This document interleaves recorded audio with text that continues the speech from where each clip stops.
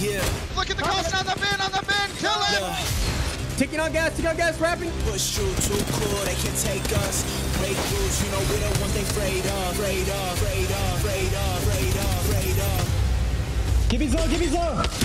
Am I not? No. Yeah.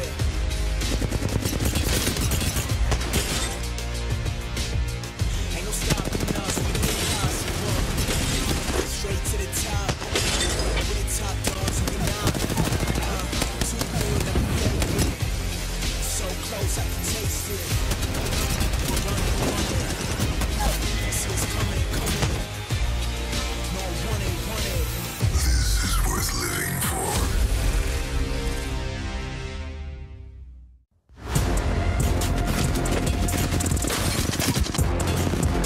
She's in that corner right there. Being shot on him.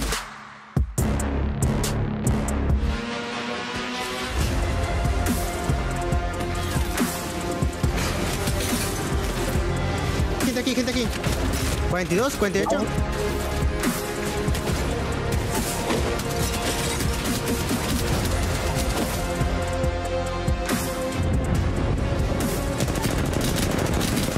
It's time to Ashole, baby. What do we got? They're gonna run into complexity here. Swinging! Yeah, they're coming.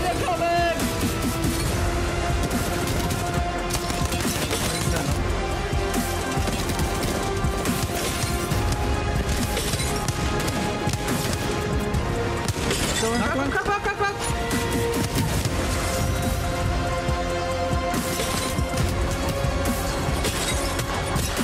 Oh my gosh, as I say that, he cracks twice, 3 times.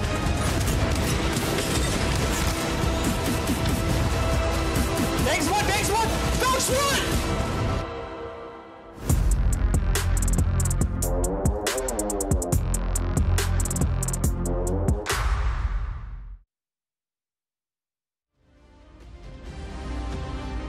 Welcome one and all to the Apex Legends Global Series Pro League. Today we've got some absolute titans in the lobby, and of course, the teams looking to play spoiler. I am alongside Glitter Explosion and T Squared. Tom, I'm going to start with you. Let's start with the matchup everybody is going to be talking about, and if they aren't, they will momentarily. That, of course, Esports Arena versus TSM. Oh yeah, it's so nice to see both these teams playing at such a high level, especially with the team change that we all know that would happen. Very rarely do you see teams thrive after changes like that, and both of these teams are going for that #1 spot. I cannot wait to see how these groups do. Absolutely. And Glitter, as we take a look at our teams that are I always talk about how, you know, I coined Tom's phrase, scary lobby. This one is downright nightmarish. Yeah, because honestly, yeah, we're going to be looking and watching for what's going on between TSM and Esports Arena the entire time. But look at the rest of the lobby. I mean, we've got G2 in here. We have 100 Thieves in here. We have Casuals, who had a fantastic play day last time they played. We've got Cloud9. We've got Liquid. We have Fury. I mean, there are so many teams in this lobby right now that could easily have a pop-off day, a pop-off game, and completely take over the potential hype that is kind of around that battle right now between TSM and Esports Arena. Man, you are absolutely right, and I will say there is no IN team, and I will also say that there are some standout players on all of these rosters. You know, we're looking at the Zach Mazers, the Gildersons. You know, some of these, even the Gildersons being a little bit newer. We got Graceful. We've got some of these people and players, Tom, who have made a name for themselves earlier. Split, of course, that are now coming in and saying, well, we got two, like, I guess, groups of death. Let's see what they're like pitted against each other. Yeah, there's no IN team gate, but there's a me in that one. Yeah. So watch out for these guys because yes, Lauren touched base on so many great teams. It's going to be a bloodbath today. Arguably the two best groups going head to head for the first time. You see the maps, it's going down. Storm Point for the first 3, World's Edge for the last 3. You're absolutely right. The bloodbath has been named on both of those maps. And fun fact, as we know, this Pro League is a double round robin format, which means next time you see these teams together facing off, they'll be switched. We'll start with World's Edge and go to Storm Point after that. So that'll be a fun little way to throw a nice wrench into the system.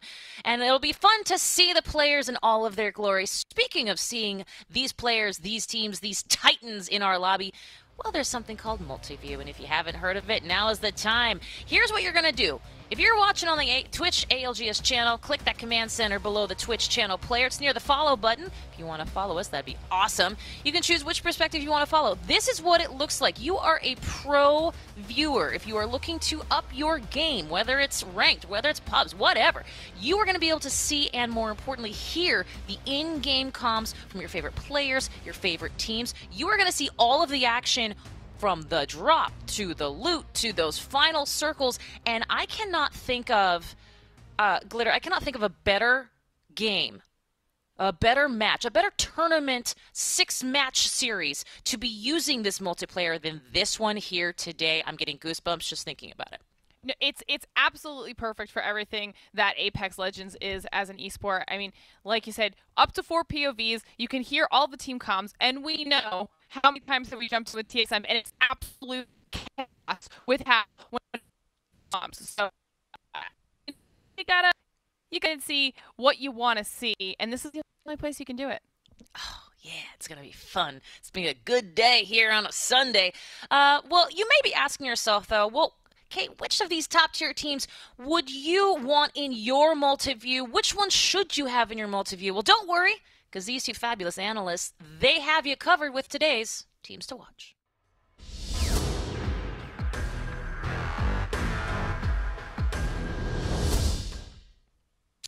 Thomas, tell me all the things. Tell me who is in your spotlight here today.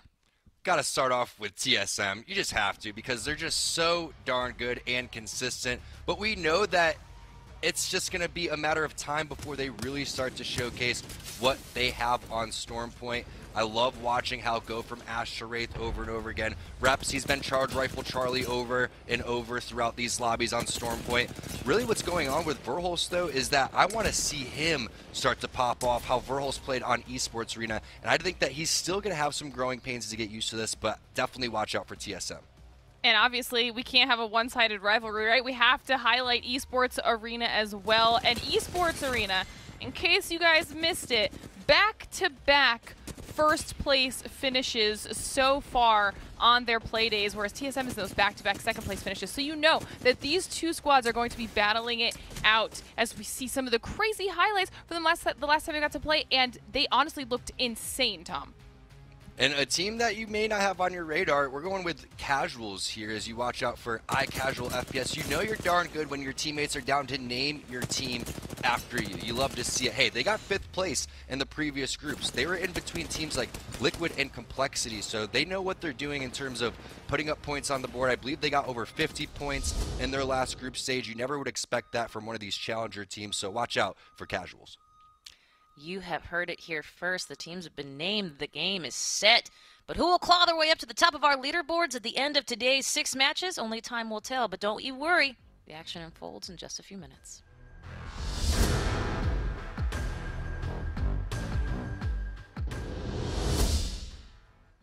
Now, okay, I've been wanting to make this reference all day, well, all week long, really, since we knew that this matchup was coming. It feels a little bit like we've got Godzilla in the form of TSM, established, they know what they're doing. We got Kong in the form of ESA, coming in a little bit newer, a little bit hotter, and certainly a lot of the power is coming from ESA today with those triple-digit numbers. But what are the other Titans to be named? Perhaps one of our talent could be wearing that Titan crown here because, of course, predictions are the name of the game. We are certainly the people who like to throw down, and we have done so today in staggering fashion. T-Squared, I want to start with you, my friend. You've said some great things about TSM, and there certainly are some great things to say. What has you with them today? So tough to pick with such a stacked lobby, but I'm going with TSM because I finally encrypted what Dan was sending. He sends his messages over to production like Inspector Gadget, and they actually self-destruct after 10 seconds, so you don't really know what he's going to pick. I finally was able to find out he's picking TSM, so I had to get on the Dan Gaskin train. There it is, absolutely. Glitter, I see you have followed suit. Certainly a great prediction to be had. It's interesting that 3 of you went with TSM and only 1 with ESA. I'm very surprised that there's only one esports arena pick. However, for me, the reason I went with TSM is because, like I said, when we were talking about them, they've had the back-to-back second-place finishes. Esports Arena has had the back-to-back first-place finishes, but I think TSM wants to knock them off of that pedestal here in this matchup this time around. And they were looking like they were finding a really, really good rhythm last time. So I feel good about TSM. Well, and for my money, I'm going to give Onset a lot of props here. I certainly was almost going to pick ESA. It seemed like I'm going to say it easy. We would like to think potentially based on their performance, certainly in the last 2 times we've seen them. But I thought, you know what? Let's talk a little bit about those spoilers around here because as you mentioned, well, of course, we've got the ESAs. We got the TSMs, no doubt. But we've also got the Cloud9s. We've got the 100 Thieves. We've got the G2s. A lot of these teams and these players, they're coming into this going, you know, what if we just get TSM and ESA to take themselves out, and then we'll come and play spoiler. We'll see if that happens. So I went for 100 Thieves. They've been pretty consistent. They've been pulling up great numbers, especially in these group formats. So we'll see what happens. And hey, here's the fun part. Even just at the beginning of all of this, gang, we get to see this matchup one more time with our double round robin format at the end of our second split here. So just think about that. It's going to be fun. We haven't even gotten to match 1 yet. I'm already thinking about the second time around. We'll see how that goes at this point. At this point, Tom, we are going to say, it's just me. I'm going to say thank you so much for having me in this breakdown party. But I'm going to give it over to you two fabulous people because the party really begins when match 1 begins, which is just around the corner. So I'll see you guys in just a few minutes. Well, thank you so much, Kate. That was a lovely opening to the show. Tom, things are about to get wild today. And because we're starting off with Stormpoint, I actually think today the Stormpoint games for our 2 rivalry teams that we're going to be talking about a lot here today, TSM and ESA, might be the more important games because things are pretty nailed down when it comes to World's Edge. Yeah, no doubt about it. The teams that have been a roster for a while are going to continue to do well on World's Edge, but I really like the fact that we're bringing up some of these challenger teams and some of these teams that are going to potentially contest for top 10. Because when we look at this, it's going, split 2 into the playoffs. And how do you get into the playoffs? Well, you have to place inside of that top 10. And there's also a whole other thing that's going on with the overall leaderboard, the accumulative standings. There's going to be relegations. You're going to have to fight through the Challenger Series. So, again, in terms of looking at these top dogs, yes, there is this huge race that's going on with TSM, with Esports Arena. You have 100 Thieves in here. You have so many talented teams in here. But look at what's going on in the middle of the pack. Look at what's going on in the bottom of the pack. And we've seen teams pick up a lot of points and scoot their way up on that overall leaderboard in the end to make their way back into relegations. One of the teams that kind of got a little bit fortunate with the rule changes that happened in the previous split was 100 Thieves. They were on the outside looking in, and then all of a sudden, next thing you know, they were able to get back into the Pro League and not have to really go through that relegation process, and now they're looking like a top 5 team overall. So it's really crazy to watch how the meta is changing, how many legends are being used right now. It's a very exciting time for Apex. Yeah, and talking about Challenger Circuit vibes and all the changes we've seen, I mean, casual minutes ago, they won the first Stormpoint game Adam they played. So when I'm saying the Stormpoint games are important, it's because there are so many other teams doing well on Storm that could actually upset a lot of those teams that we're looking at the top of our overall leaderboards. Exactly, and got a chance to go back and watch some of the highlights over the last couple days, do a little bit of research to try to figure out what was going on in terms of how aggressive teams were playing.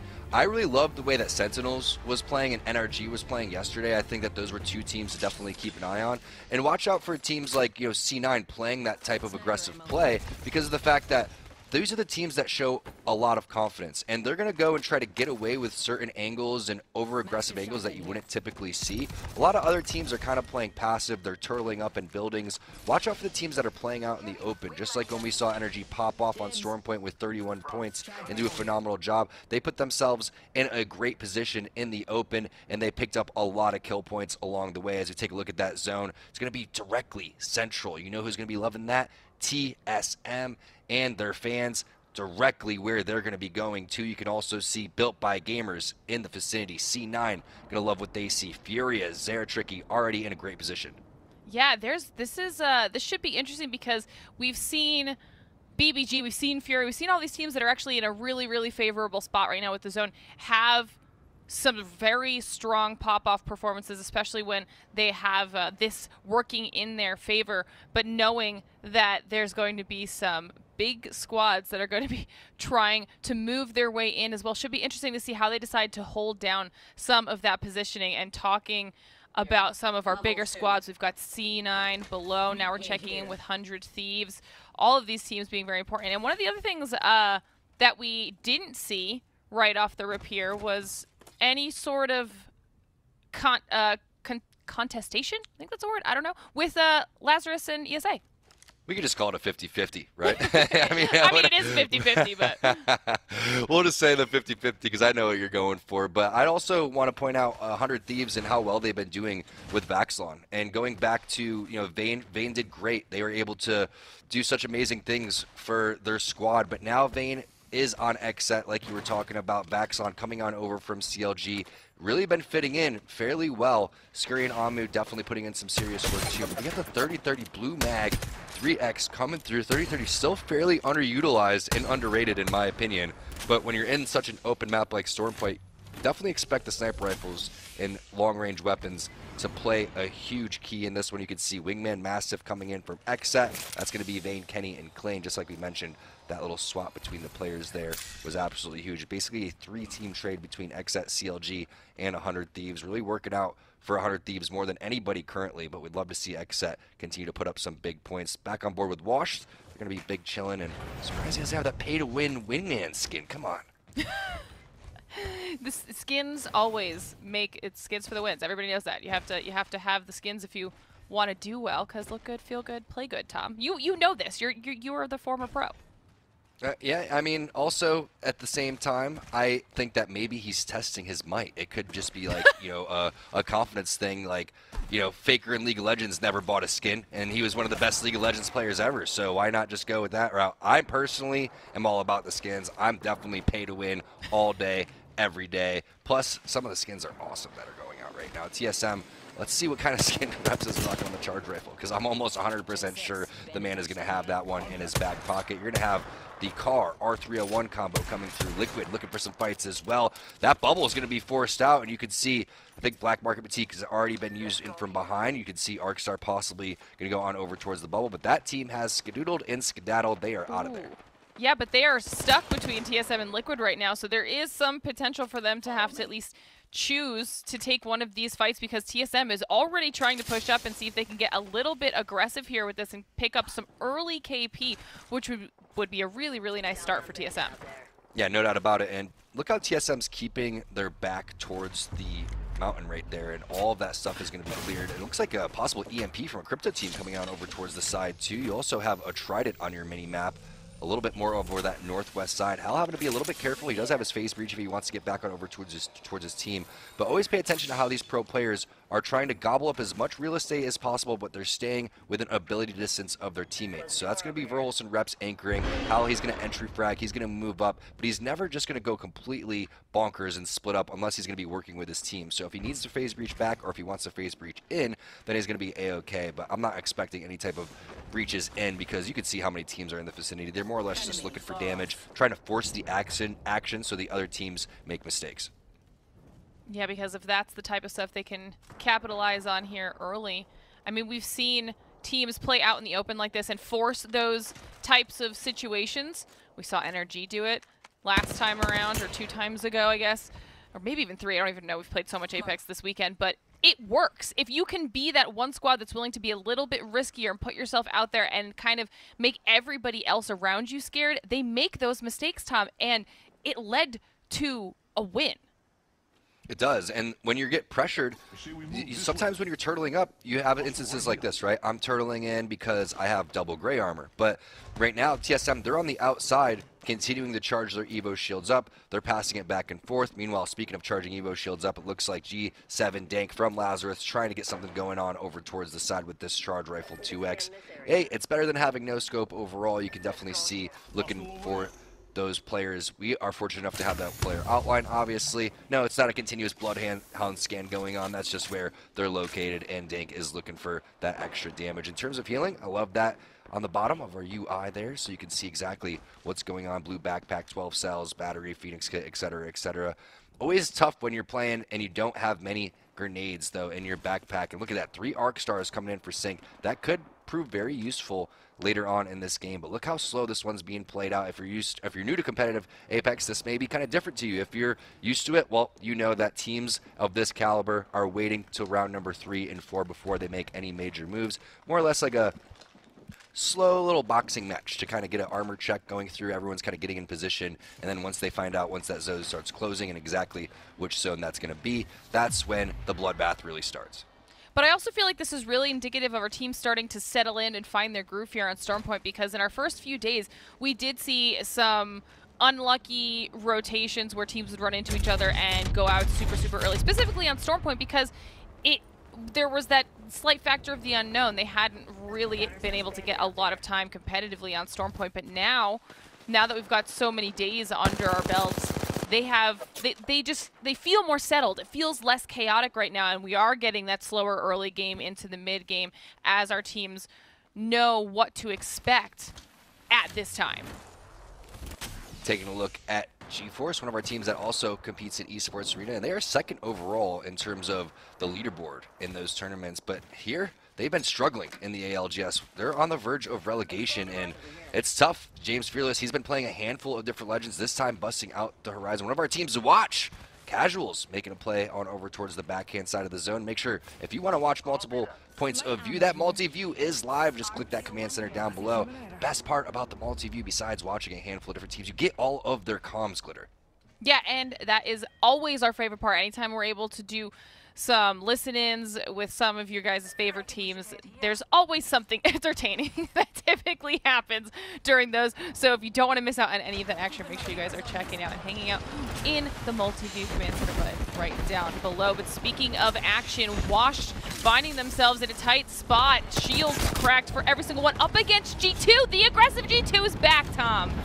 Yeah, and the bubble coming down. You can see the healings happening. Defensive bombardment is already down. You can just see how much damage they were taking on over towards the side. There wasn't even any time to heal. The shots are connecting. That's 2 players down. 1 player already thirsted. That Gibby skedaddled through that door and is looking like they're not long for this world here, Glitter. And hey, this is what G2 does. They make these rotations on over towards the edge. Next thing you know, 3, 2, 1, you are down, and Antboy is trying to survive. 100 Thieves Vaxilon going to pick that up. And is that going to cause a G2 versus 100 Thieves fight, saying, hey, why did you just take our kill? We're coming for you. Meanwhile, another fight taking place. Aim God going to take down Fury Attack, and Vaxilon saying, hey, what's up, Antboy? Maybe they have some beef in ranked, or maybe that's just how the cookie crumbles for their first team that gets eliminated. Could be a little thing that they discussed in the lobby where, you know, last person to the car is a rotten egg. Well, first person out here is the rotten egg. It's the friendly rivalry that we see amongst a lot of our squads, but I'm really loving what I'm hoping is a return to form right now for G2, because last time we saw them play, they were kind of in the middle of the pack. They definitely had a slower day, and they struggled a little bit when the time before that they were our first place squad, right? So if we're going to get this early game aggression, this aggression on rotation that we know G2 can be very, very successful at, they, in my mind, will instantly be jumping up the leaderboard in contention for that first place spot. Yeah, Hal's been big chillin' for quite some time. He's taken a majority of the responsibility of trying to get the armors charged up, which, in my opinion, means Reps did not find his charge rifle off of their POI. And Hemlock with just the gray mag is not really ideal, but I feel like Hal is conserving a majority of his ammo right now, understanding the situation that, hey, unless we're able to get some kills and some armor boxes our way, then some death boxes our way, excuse me, then we're going to have to deal with this armor. We're going to have to deal with the current situation, which is not really good for sitting out in the open, and that's why they've been playing a little bit more passive. You can see already a handful of purples and blues on the map. So TSM going to be at a slight disadvantage when it comes to that, but we know that they're fully capable of being able to fight their way through these scenarios. 100 Thieves, they're putting pings down on towards where they think their rotation's going to be. They also have the scan onto the next zone. It looks like they're going to big chill and try to get the round 3 scan, which is big because then they may be able to skyward dive into a priority position. Yeah, I saw them a little bit on a retreat there as well, so they're probably just going to be giving themselves a little bit of time to think and really nail down that rotation that you're talking about as we check out a player comparison here between Hal and Designful. And I mean, this is crazy close, especially when you consider how much aggression G2 is willing to do a lot earlier in the game sometimes than TSM is. But Hal is just this unstoppable force sometimes. I mean, over 1,100 average damage to over 800 for Designful. Still, both of these across the board are crazy impressive numbers, Tom. You know, Designful, for being as cold as he is, you know, look, he's got the sweater underneath and he's really hugging the pits, you know, with his hands. That's the strategy when you're ever at these tournaments and you're freezing. Hand warmers inside the pockets or just hands inside the pits. Make sure you put deodorant on before you do that. Gotta keep your instruments, your tools, your hands warm in those scenarios because it's going to affect your reaction time and your playability in general. But G2 still hanging out with them, chilling in the zone as they typically do, but we see an Arcstar coming out there in the kill feed as well. Duplex struggling at the hands of that Arcstar, which means that there could potentially be some issues going on with one of our top teams, Tom. I mean, that is a genius play coming in from both 100 Thieves and from G2. They're getting scans onto round 3. They're going to skyward dive. Casuals, they have to make their way inside of the zone. Let's do a quick listen in with them and see what their strategy is going to be. Oh, never mind. We're going to switch on over. Oh, yes, Casuals. Yes, I would love to do it. Listen in with Casuals. Let's do it.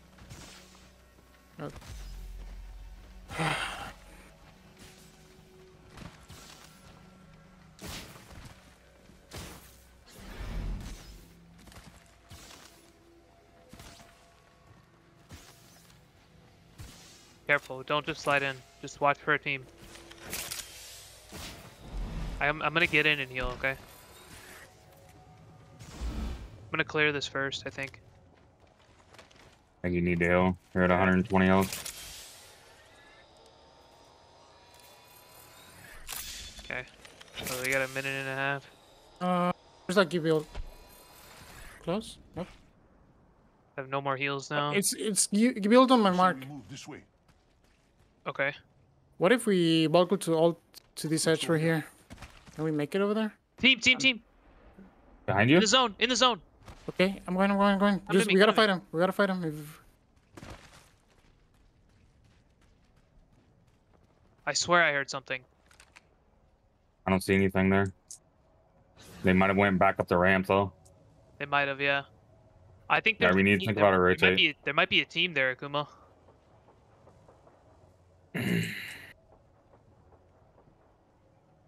We should just start sliding down and just get info. And then we Valko from there. Can we slide down this hill? Yeah. How many syringes do you have, Gasha? 0. Yeah, we burn all flush.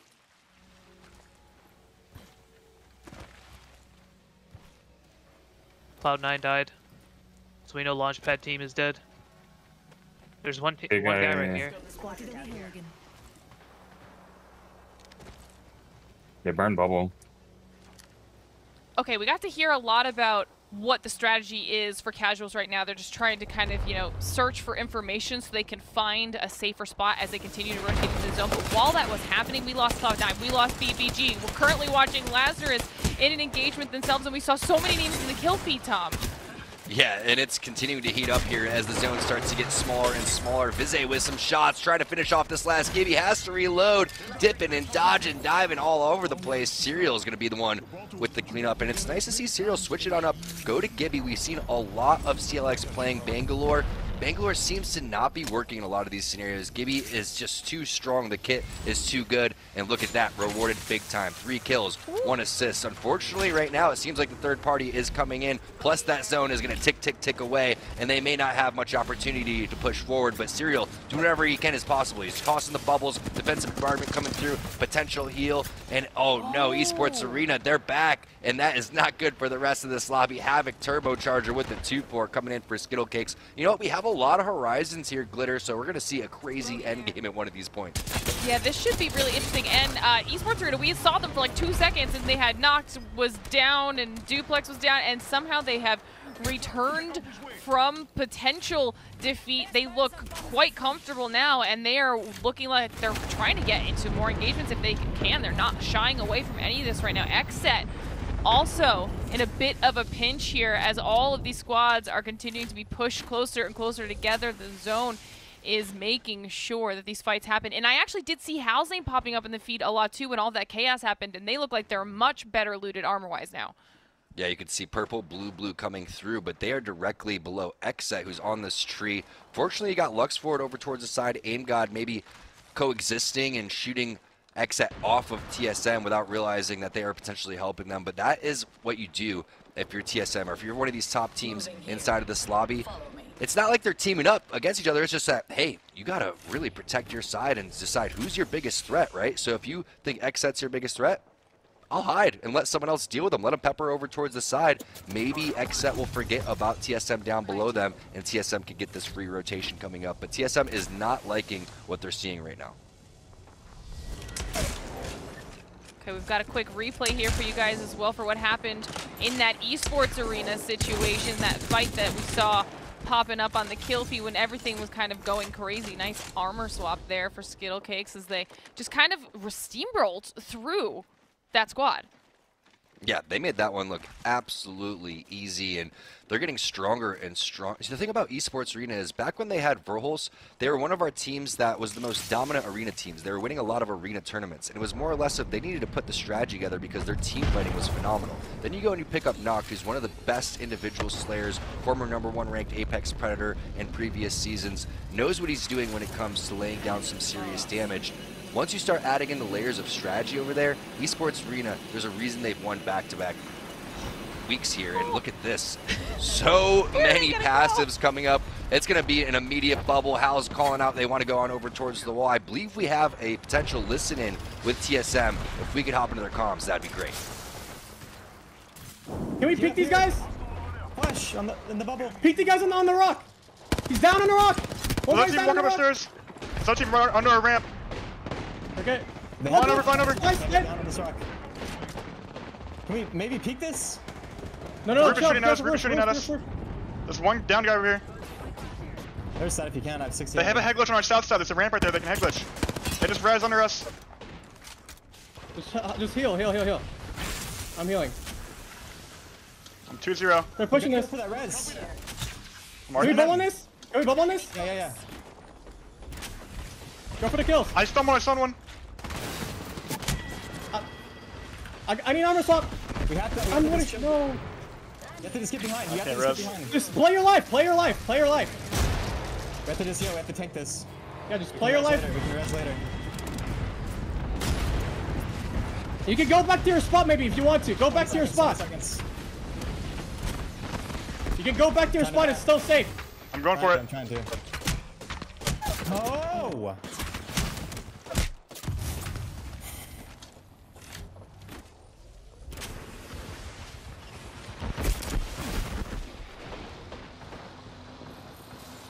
They had absolutely no safe place to hide for too much of an extended period of time here, Tom. I mean, TSM was in the middle of everything, and they knew that was going to happen from the second they did that Skyward dive. That was such a tough break, but you can see they're making, lemonade out of lemons. Not a big deal. They'll pick up a couple kill points here and there, maybe some placement points. Verholz possibly could rat this one out, but just look at how scary that is. You have so many great teams in the vicinity. Boom, Designful coming through with the burst. Verholz didn't have any armor, so that's tough, and that's going to give Onmu the kill that he had on over towards Refs. Love the intensity coming in from TSM, but that just goes to show you, no matter how good you are, this lobby is ready and prepared, and it is so tough to pick up points. TSM showcasing some amazing talent throughout all of that, but 100 Thieves, their positioning is just too strong. Look at how free this is, Glitter. They're just raining down fire. I mean, Onmu is just shooting people out of the sky. They've got sight lines on pretty much every single team below them. They had the bubble ready to handle any of these bombardments that might be coming through. And the best part is that while these squads are getting pushed in, they're going to have to just deal with each other on the low ground. The people that are in the building or on the top of it right now, those squads are so safe. Casuals staying alive throughout all of this, and that purple knockdown shield has to be so annoying. You want to try to do something about it, but all of a sudden, I think they accidentally threw down a Horizon Q, and that took down one of the teammates from Casuals. That is not an ideal situation. Akuma's like, who threw that? Was that you? And he's like, whoops, it could have been me.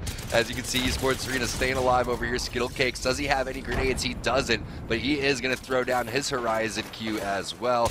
This is such a fun end zone. Meanwhile, you have 100 Thieves, big chilling on this. The angle, the knock, the re-knock as well, and the thirst coming in for Skittle Cake. Someone stop him. Oh my, Skittle Cakes, holy! He wanted to make sure that he was at least going out with a bang here for Esports Arena, getting so much damage put out before the eventual final kill. I mean, that was just insane. At least getting some good damage, some potential more KP on the board for Esports Arena before their exit, as now G2 is our squad on the top of this building, and you know that they are happy about that. Yeah, G2 must have taken this from 100 Thieves with a phase breach on over towards the side. I'd love to see once Designful zooms out if that is just on respawn. So 30 seconds ago, maybe they took that roof away from 100 Thieves, and that is a big play. Sometimes 100 Thieves, you know, not just 100 Thieves in general, sometimes what you can do when you're trying to cover this roof, there's so much action going on all over the place, you're trying to pick up all these kills. A team like G2 that's been waiting in the wings is waiting for you to get distracted, waiting for your bubble to go down. Any type of play possible so they can go and take that God spot. That's exactly what G2 was thinking, and they're being rewarded big time with some serious points. Oh, those wingman shots just hurt right now, and G2 is the squad that's able to leverage those angles at this point. We've watched Furia, though, kind of hanging out inside of the building for as long as possible, but it's time for the players to start making their moves and see if they can maybe close this one out. Top 3 squads left here as the final zone shrinks down, and I don't know that G2 is going to be willing to let this go to a heal up, but there is still bad boys on the low ground they need to worry about. So what G2 is going to do is they're going to bubble as far as possible on the opposite side and hope that the 2 teams directly below them are going to duke it out. And you can see already defensive environments going down. They don't want to use the bubble on the roof right now. It's A-okay to go and heal through all of this, and then they're going to toss this bubble as far as possible all the way on the outside of the edge. That's exactly what they're doing. Great job. Now all of a sudden the opposite bubble has to come down. The team from the second floor eventually will push out. Unfortunately for G2, that's going to be all she... Oh, G2 going for a crazy play back on over towards the top. Maybe back into their bubble. I don't know what they're thinking, but they're just trying to be as sneaky as possible. Gentrifying is going to take on over towards the air. Typically, the team on the very bottom is the team that has the advantage right here. Promo is picking up some serious damage.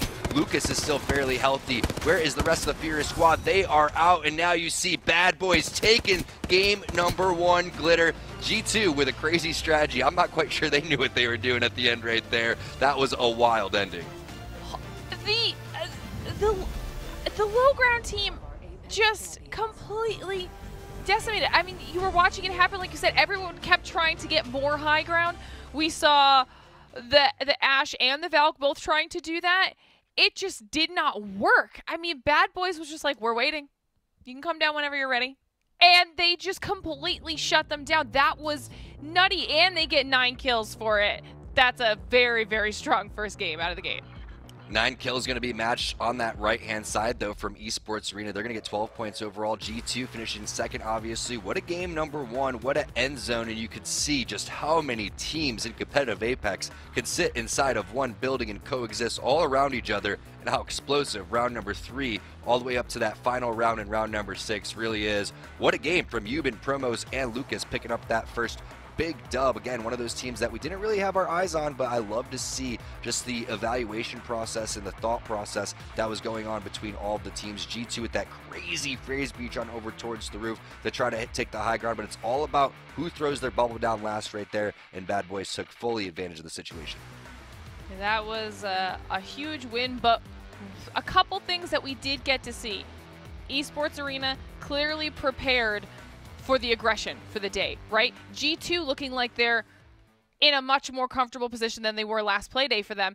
And TSM trying to make the best of a really, really bad situation. And in general, I don't think that they actually did poorly. That was just an almost impossible spot to really play well out of. Not at all, and that's why you have to go back to how tough this lobby really is, right? And you saw 100 Thieves, which looked like they were going to be in that God spot the entire time. That gets taken away from them from G2. You have TSM fighting and scratching and clawing, trying to find positioning on the map. And that's why if you are one of the teams in this lobby, or if you're watching competitive Apex, you can't get down on yourself for not winning every single game. That's just how it goes. There's 19 other teams in this lobby. All of them are extremely talented. They're all trying to fight for that final position, for that final circle. Bad Boys coming in, picking up some serious points to start this one. But we're still just in game number 1. We still have a lot of Apex to be played. Yeah, this is a really, really strong start, though. And we mentioned it that because of how stacked these specific two groups are going up against each other, that there was a very real possibility that everyone we were talking about wasn't going to necessarily do well in that first game. And Bad Boys kind of proving us right there with that first game goes the way of them. So that is just kind of what we are 50% expecting when it comes to Stormpoint, because it's Stormpoint. So we'll have to see if that chaos and that insanity continues in our next games throughout the day. So it's time for us to send it to a quick break. And when we come back, game number 2 of the ALGS Pro League.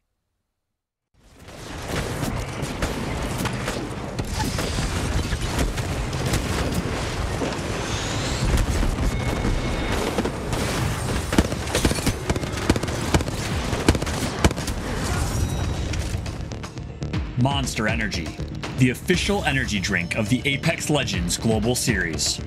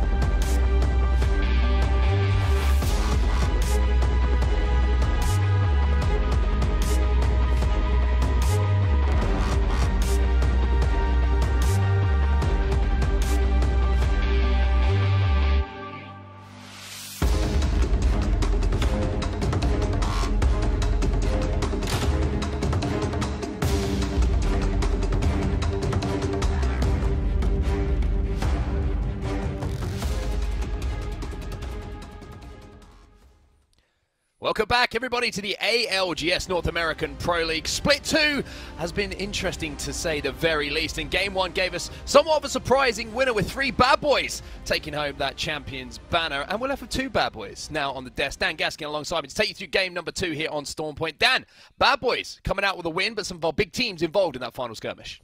Yeah, it's a very difficult last circle to play and even explain, as Tom's T-Squared was trying to tell us during the pre-game, the post-game there. He was trying to relay just what these players were doing, but it's so complicated sometimes of how these decisions are made in a split-second timing as well. So it was a very impressive victory, but just comes down to that last bubble for the most part. Gibraltar still the most important legend, it would seem, in the ALGS, and we'll see whether any changes come, but for now, he is here to stay. He certainly is, and I want to see a t-shirt made, an official Apex t-shirt that just says, "He who bubbles last wins games," because it is so true, right? It's almost a slogan in itself. The final bubble that goes down usually just gives you that extra little bit of time to reset, to hold the line, and let the other teams inflict a little bit of damage. Now, there's a couple of things that I took away from that game number 1 I want to talk about before we head into our second game of Storm Point here. One was a little bit of a surprise. I was expecting maybe G2 and Furia to continue their little 50-50 battle that's been going on for quite some time, but it looks like Furia have given that up to G2. Yeah, I think that is a wise decision, as we've already seen several times throughout ALGS already. 50-50s are just not the place to be. Even if you're really confident, even if you are assured that you will win every single fight in that engagement, it's usually going to be a long period of time before you actually get to the circle. You won't get the early rotate, and you lose out because of it. Obviously, it depends on where that circle is going to go, but in the end, what I'm trying to say is 50-50s are not good for either team, regardless of who wins that initial fight. There's some updated leaderboards then. Bad Boys with the 21 points, G2 on 15 behind them. The big hitters of Esports Arena, 100 Thieves, and TSM a little bit further behind, but I'm sure that as we get through these matches, they'll start to creep up. Yeah, a couple of teams I think are going to look back on that last game and think we could have done a little bit more. 100 Thieves just holding that high ground for as long as they could. It was just a late phase breach that came in from G2 to take that height away from them. TSM down in 11th place as well. Not the best of starts for them. A little bit confused with the play they made. I think it was just a little bit of an unfortunate bubble, to be honest with you. The bubble went down and there was just a couple of angles they could get shot through as they tried to just finish off that team of 2 and make sure that their backs were cleared as that zone was about to come in. So those tiny little misplays, I'll call it a misplay. It's just like misplay of a bubble placement. Sometimes it lands on a rock and unfortunately your toes and your pinky toes can get caught off guard. I'm not sure what the difference between them is, but it just meant that TSM fell a little bit earlier than they would have wanted to. But, I mean, G2 is an interesting talking point because I always find with G2 that they will have a bad week. I don't know what it is about them. They'll have a pop-off week, then they'll just have a bad week. And then all of a sudden it's like, that's the kick up the backside they need to return to form in the following week. It's almost as if the more doubters they have after a bad performance, the more it fires these guys up. And G2 involved in that final 3 teams certainly had a strong match 1. We'll have to see if that form continues into match 2. And it's not just G2. There's a lot of teams in ALGS that will have an amazing week 1 and then they drop off week 2 and they come back fighting week 3. Again, is it down to just a little kick up the backside? They get too complacent, or is it just the fact that we're playing a game which is very difficult to be consistent on, which I think that is what it is. When you've got this many teams who play this many hours, who know how to play and work this game in a way that makes it difficult for others, you are going to have some weeks where things just don't go your way. But we'll see whether we see more consistency from G2 here in week number 3. I'll have to see if that does happen indeed. But we're into game number 2 now on Storm Point, and the funny thing is, it always feels like we're coming to the end of something as we run through these games. Obviously, we're going to have one more game of Storm Point, so this is the penultimate one on Storm Point before we move over to World's Edge. Like we've mentioned previously, a lot of the teams, even though there's some weeks gone past now and some matches been played, still finding their feet a little bit here on Storm Point. But Bad Boys, a great performance for them in game number 1, and if you come out with a hot start here on Storm Point, I think that carries over not just onto World's Edge, but certainly into your game number 2. Yeah, you want another big game to try and set yourselves apart from those other big hitters who will definitely be able to have a pop-off possibility as well. Well, that was difficult to say. Pop-off possibility. There we go. It's a tongue twister in its own. There's also the circle. And yeah, exactly. I don't want to throw them your way. Stormcatcher or Mark Hatcher, that you think they sound similar, it's going to be heading that way on this map. We have seen this circle quite a few times as well. It'll either pull to the north of Stormcatcher, it might pull slightly to the south around where we've seen the Egg building, as it's now christened forever. But Fury are going to have a pretty good time of it. Xset as well, going to be very happy. But then you look at the likes of C9, a good rotation for them as well. They've played historically pretty well on Storm Point on this zone as well. So seen them take home a win, a top 3 placing the last couple of times we've seen this kind of zone. It's going to be interesting to see how this one plays out, looking across the way as well. ESA got some way to travel, but it's one team that I never doubt are going to be involved in at least the top 10 is going to be Esports Arena. The team fighting ability of those three gentlemen is pretty ridiculous. Skill Cakes left on his own in that last game, Dan, and he had a team trapped in the corner, and it seemed like the team trapped in the corner was more scared of Skittle Cakes than they were of him.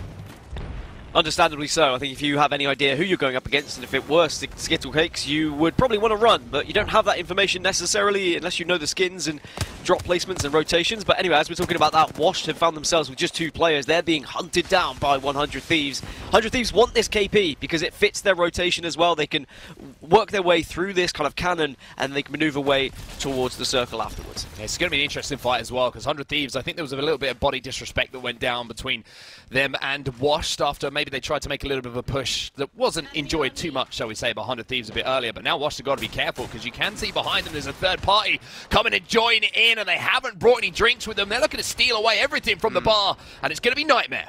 I was going to say it's probably either Nightmare or G2. It's going to be a bit of a race between Nightmare and G2 to get to this choke point or to try and Valkyrie first initially into the circle. And it seems like Nightmare have won this initial push. G2 can be a little bit slower now with their rotation because they would have heard that gunfire. They can loot up. They don't need to get involved in this fight just yet. And G2 might actually be able to walk past as Lux 40 absolutely shreds one player, and that is enough to suggest that they can move up ever so slightly and get on top of this team if they want to. Yeah, Lux for doing a great job there to hit those shots. Unfortunately for him, just couldn't get all of the flesh damage he would have wanted. While all of this goes down, G2 just minding their business, just looting up and taking their time. But like you mentioned, the longer this fight goes on, there's always the opportunity for the G2 ears to open, so to speak, and them to hear the shots that are going down, as it seems like there's going to be that team just getting out of dodge at the moment, hitting the Valkyrie ult and managing to survive for now. So Washed are going to survive, like I mentioned, but down to 2. Antboy's not going to be joining them. His respawn's timed out. Without a Gibraltar here on Storm Point, it feels like that's kind of the one legend if you could pick any you want to have on your side.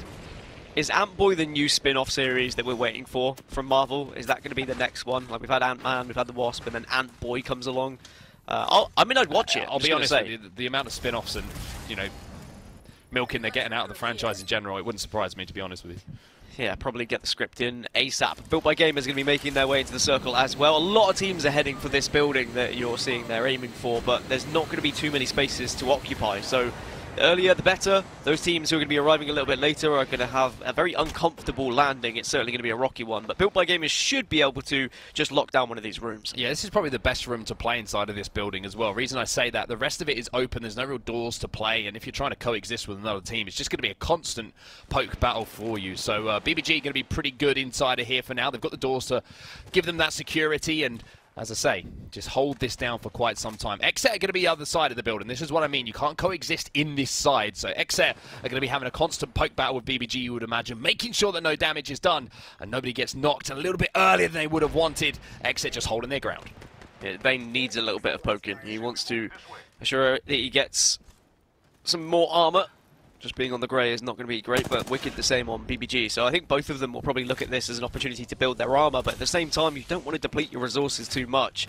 It's weird when you have to cohabit like this, but as we saw in the previous game, you can get a lot of teams in one building if you play it correctly and everyone is just in the same wavelength that you don't need to push each other right now, because you could be agreeing to a first and second place in some vein, so we'll see what happens. We'll have to see how this one does play out. Interested to see what other rotations are going to be taking place. Speaking of, here's G2 just leaving their drop spot, but it seems like there's a team rotating behind them at the moment, maybe looking for that beacon information. Going to be Bad Boys who are actually up on the height and maybe just scaring off G2 for now. G2 decide that you can have the beacon, we're good, we're going to get out of here and we're going to peace out for now. Or maybe just a few shots going to be exchanged between the two teams. But G2 certainly having the armor advantage here, and the problem for the team up on height is that if they have to push past and they don't choose to use the Valkyrie ultimate maybe to get ahead of G2, there's only one team that's got more health and armor to play with, and that's going to be the team on your screen right now. Yeah, G2, they chose this route. They've stayed in their drop spot for a longer so that they could pick up these purple armor, so they could find enough loot to feel comfortable in any engagement. But it does mean they are going to be one of the later teams to get into the circle. So if they do attempt to Valkyrie ultimate into the circle, they might find themselves with several eyes on them, and they'll have to hope they can fight their way out. Or they could just walk up on this circle, but there's a few choke points that they have to decide between, and it depends really how they find themselves in terms of comfortable positioning. But here comes the Valkyrie ult. Let's see where they go. Yeah, G2 just making a couple of decisions there, maybe thinking about ratting and seeing if that team pushed down onto the cannon, or if they were just, like you say, just planning what that next rotation is going to be and how they're going to get a little bit closer to zone. For now, taking a few shots through the skies, but nothing too dangerous for them to have to deal with, and they should be pretty comfortable here as well. But it looks like Designful's made a bit of a play call here. Gentrifying going to go and join his Ash player as they all link up once again to hold hands and find that next step of their way towards zone. Yeah, G2 are going to play this one slow. Find a building on the very edge of the first circle, and then they'll think about the second circle when they've got the next Valkyrie ultimate available for them. They don't need to force it. Still 20 squads left. They don't know where those squads are going to be residing, so you just play this one safe. Elsewhere, TSM also moving their way across the map. Of course, Imperial Hell, Verhost and Reps didn't have the best of first games, but it was an unfortunate situation. As you say, their little pinky toes were getting blamed through what they thought was a bubble down situation, but unfortunately there was a little gap down below. And I do think if Hal hadn't have gone down there, they would have had a far better chance of trying to fight their way out of the situation. But it was still a difficult one. And Esports Arena are not too far away either. They're within the circle, they've got a building to work with, so they're in a decent spot. Yeah, Skittlecake's just checking his 6, checking his 9. Checking every single number that you could think of on the clock to make sure that ESA aren't going to be walked up on and are going to be able to survive. They're in a pretty good spot, pretty much center zone at the moment, but it looks like they're going to look to reevaluate that position because they might not be too happy with things. But actually, the Valkyrie ult's going to be cancelled here, so now they're going to have to make a play, and it looks like the team that shot them out of the skies might now have to deal with ESA saying, "We do not like that, boys, we're coming for you." Yeah, I don't know whether they were just trying to bait the shots to gain information as to where the teams were, or whether that was literally just a panic abort as soon as all those shots came through, because they probably would have got shot down. But it looks like they're trying to debate between a couple of buildings here. Skittlecakes really wanted to go towards one, but saw maybe a team or two in them. They're going to have to just make do with this building that they had a little bit earlier on. But it doesn't seem like they're too happy with it. They don't want to be in this building. They want to think about getting to that next circle, which we can see already is going to be closer to Stormcatcher. And you can already see there's 1, 2, 3, 4, 5, 6, 7 teams already within that circle. So not enough space, really, for all these 13 other squads still outside of it. Yeah, I would say that this zone does give at least playable areas. There's multiple buildings just to the east of Stormcatcher that can be played as well. There's some rocks surrounding where that zone will be pulling. So it wouldn't surprise me to see quite a lot of teams maybe Valkyrie ulting and finding somewhere to play towards this end game. We'll have to see how it plays out. One thing I can guarantee, though, and this is a written guarantee to everyone, is that Skittlecakes would love to pick up a turbocharger right now. He's got everything else he could want on the Devo. The turbocharger on top of that would be the icing on the cake, so to speak, as it looks like ESA have decided now is the time to go, as TSM are in a little battle here over at Antennae. Yeah, they've got a lot to think about, TSM, because even though they're in an engagement right now, they've got a little ways to go to get into that circle. So it looks like they're going to be playing edge for now, waiting for that next Valkyrie ultimate, and then they'll move. That seems to be the natural standard now for all of these teams, especially on Stormpoint. Valkyrie is a necessity. Ash has been such a big inclusion as well, just so that you can make those endgame plays predominantly when you are stuck in a building, and it allows you just to get out of those windows. So that's really why Ash has been such an important legend. But with TSM, they can just walk in on this one. As long as there isn't a team just to their kind of northwest, they should be fine, but they can go either side of this rock. Yeah, it's interesting to see how TSM are playing this as well. And if you're thinking, hey, why didn't TSM just hold that team out? You know, they had them where they wanted them. They had the zone closing behind the other team. Well, the reason is the zone is closing, and they had to move up and maybe allow that team to move in so they could hold them out from a slightly different position and maybe a little bit of a better position, and maybe even just find a position to play themselves inside that zone. C9, though, you can see just on the outside of zone for now. Arbalene taking quite a lot of damage, but manages to get that battery off. Naughty's a little bit separated from Zach Mazer as well, so they've got to be careful here. Bad Boys, the winner of our game number 1, who can put some pressure on as well. 22 seconds till that zone closes, so this is when it gets to crunch time for a lot of these teams with only 20 squads, well, still with 20 squads remaining and such little space to work with. Naturally, they're going to be forced into one another. This is when you need to start puffing your chest out a little bit, getting some breathing room and ensuring that you show some dominance. Just get some shots onto those other teams so that they're scared of you, they're not going to push you too much, and also you get a little bit more room to work with in terms of placing yourself and positioning yourself later for a rotation. But Bad Boys, they don't really fancy this one, so it's going to be up into the sky for them. Yeah, what doesn't surprise me either, when you see everyone hitting those med kits in syringes and the Valkyrie backing up, you know what's coming next. It's almost as if it's a kind of 3-step process. Get the heels off, get up into the sky, and then find yourself a place to play. This is where they're going to be trying to locate themselves. Interestingly, though, even with the beacon information, it looks like they're making a little bit of a wider wrap here towards the edge of zone. And maybe they're thinking, there's a lot of teams in the vicinity at the moment. We might actually be better served here playing edge. They also, of course, have the information from the Ash passive, which might see a few death boxes on the ground, even though there's not going to be too many right now. But it does give you that little bit of information, maybe on a location where fights have already occurred, or maybe fights haven't occurred, and you can play that side of zone. It looks like they want to just wrap back round of the east side, like hug this tightest corner of where the circle's coming in, go round that rock. You'll have to take a little bit of red damage, but I don't think that'll worry them too much. Their only problem is Nightmare have got them in their sights, and depending on how Nightmare want to play this, they could get very aggressive, because they, in Nightmare's eyes, they probably think this team has their backs against the wall and they're kind of forced into a corner. Forcing the play then. Nightmare pushing up with Luxford, throwing that grenade in. And it looks like maybe Bad Boys are thinking about taking to the skies again. They do not like this situation at all. And understandably so. You can see Farmer Lucas has just been absolutely schmelted as the Arc Stars are going to be coming in as well. There's a little bit of room under that bubble again. One of those bubbles that doesn't maybe give the protection that you want. And now you can see the push is going to be coming in. Shots are going down. Ash is going to be using her ultimate to get into a position to get them away. And I tell you what, they're riding their luck a little bit here.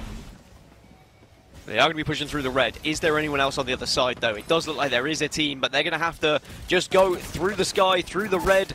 It's not going to work, though, because not going to be allowed. Nightmare say, you know what? You can go into the red, so can we as well. And it will be a cleanup, and that's going to be our winners from Game 1, taken out in 20th place. And that is what happens when you don't make an immediate decision, right? You could see they didn't know if they wanted to fight, they didn't know if they wanted to back up, they didn't know if they had the time to pop the Valkyrie ult. Sometimes you just gotta make a decision and stick to it, because you can see they just got picked off while they were kind of doing nothing in the end, as Furia on the edge of the zone once more. Got into our top three, excuse me, in that last game, and had the opportunity to actually win things out as well.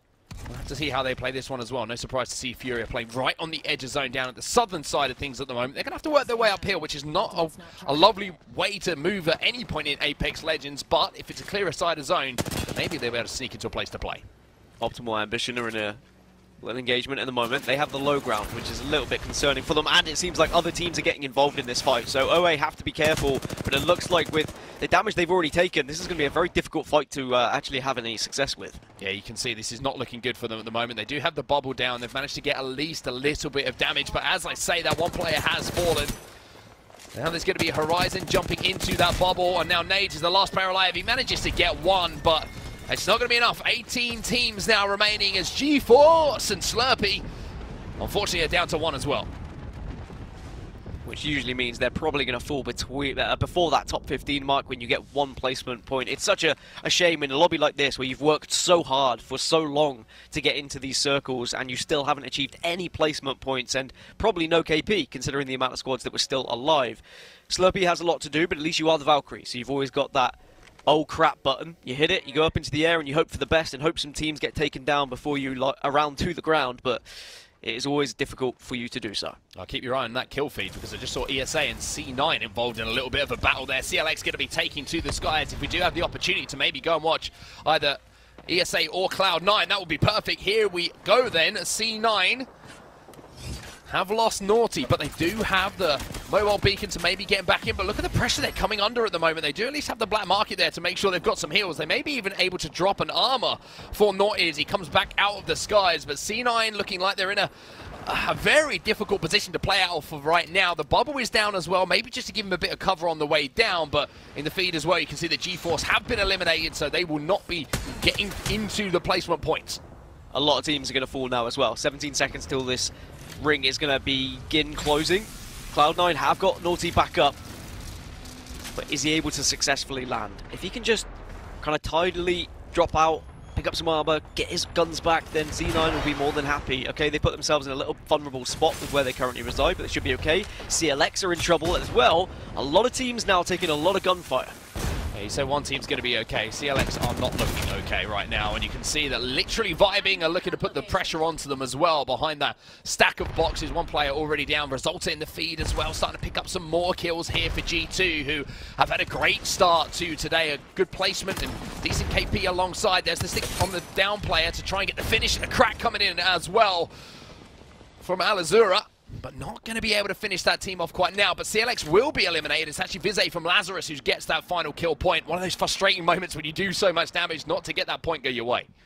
Look at this positioning from TSM. You can see in the center of your screen as well. They've got a great building to work with. They're holding out a lot of teams at the moment as well. Providing that no one comes from behind them or drops on them, they should be okay for a considerable amount of time. Did you just see, by the way, I think there was 3 bats on the ground, and Aloba stole them all away, I'm pretty sure there. So that is frustrating if that was the case for literally vibing, just thinking about popping some meds, keeping some meds available, and then all of a sudden the thief comes through in Loba to take those away.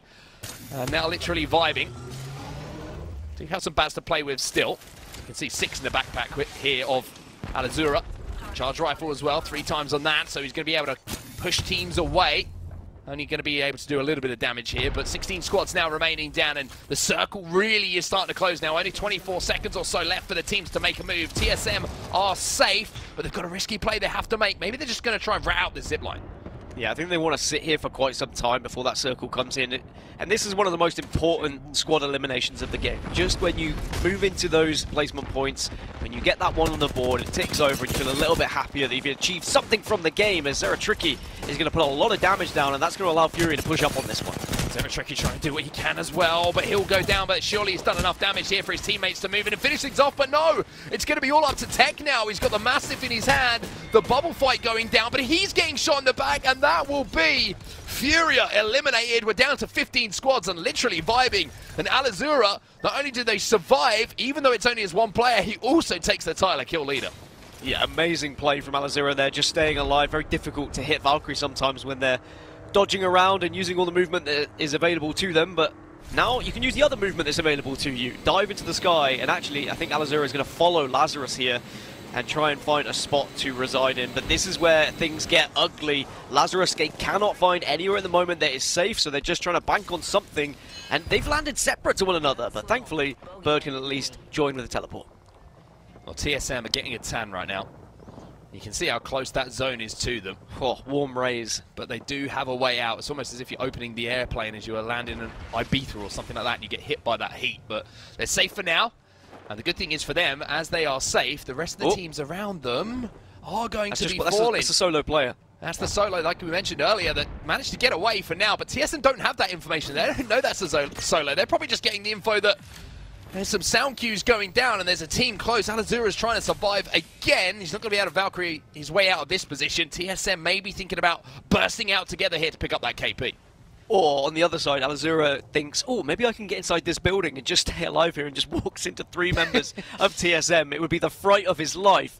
But for now, looks like we'll just hold in that corner. But I don't think that they're going to expect one player to be to their right, but maybe they get caught off guard and one of them gets downed. That could actually be really detrimental to TSM's chances, because TSM wanted to just rat out here, go unnoticed for quite some time, and just be able to sneak out in 20 seconds. But now that there's one player near them that's already made some noise, there's going to be a lot of eyes heading this way. Team Liquid, they're making their way towards zone as well, and they're working their way through a pretty comfortable position as well. Fun with the Rampage in his hand and doing some decent damage at distance as well. Trying to just sneak their way up, but as they know, there's a couple of teams who are going to be above them. BBG is going to be one of them.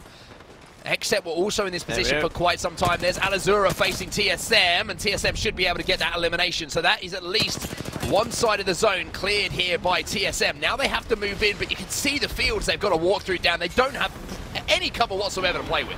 Because of that one player being there, TSM could not Valkyrie up into the air. They had to fight their way out, and that's why I said it could be a detriment. Team Liquid also having some trouble trying to get into this zone. Everyone now trying to work with whatever they can find. TSM just lost 2 players. Exit also gone out. Renegades doing some damage in that feed as well. Team Liquid being the last to arrive from the party, it seems like. But now you're going to see Team Liquid coming under fire. Nocturnal's going to have to find somewhere to play. And Team Liquid have a team right in front of them as well as multiple teams above them. But there's one team who's doing damage as always. That's ESA. They are a team who are on top, and now it's all up to Duplex. He gets the armor swap. He's trying to get into a position to finish off these kills. He gets one. But is he able to finish off the final player who's up on height? Renegades, Buff Pathfinder, and Lazarus all go down. Duplex still the last remaining player to try and survive, and G2 still at a full 3, are looking to try and clean up any pieces they can find right now. G2 making their move. Gentrifying loses his shield, so they're not going to be too aggressive for now. Just trying to hold the line, so to speak, do some damage and force those teams back. while he gets his shields back in play, they've managed to do so, and Verhulst has survived. And the wonderful thing about when you're playing Valkyrie, when everyone else is engaged in the battles, you can just use the jets, fly up above everyone and survive. That's a fantastic position from Verhulst. Also saw 100 Thieves get wiped just before we went into this over-the-head view. And G2, they're looking good, in a good position, but 8 seconds, that zone is, of course, going to slowly close in on everyone. And if Verhulst can go unnoticed where he was, he might be able to break his way into the top 3. Nightmare also all have 3 red shields, and they've got positioning here, and they'll get a couple of KP. Well, somehow or other, I don't know how, Esports Arena have survived. It was only Duplex left on his own, but he's managed to get both of his teammates back on their feet.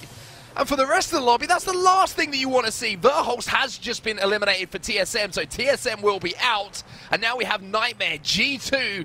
You also have Cloud9, you have Team Liquid and ESA as your final 4 teams. As we jump on board with Nightmare, who are holding down these pillars, they also have the Loba ult to work with. It is unbelievable that ESA have just been able to get back up to a full 3. But again, that just shows the brilliance of this squad. It doesn't matter who is the last remaining player. They've always got a plan, and they always seem to get everyone back on their feet. Team Liquid having to use their bubble very early. What did we say earlier? Last bubble usually wins, but there's a lot of objects to hide behind in this last circle. I would imagine they'd have that bubble back as well, possibly before the end of the game. But now ESA have got to make their way forward. They're just trying to dodge and dip and dive and survive for now. They do have the opportunity to drop down maybe, but they also want to see what's going on. Who else is taking the fights? Who else is going to create the opportunities and maybe the openings for them? Duplex is going to be dropping down to the low ground. Esports Arena get caught in the black hole. Scale Cake's now left on his own. ESA out, we're down to 3.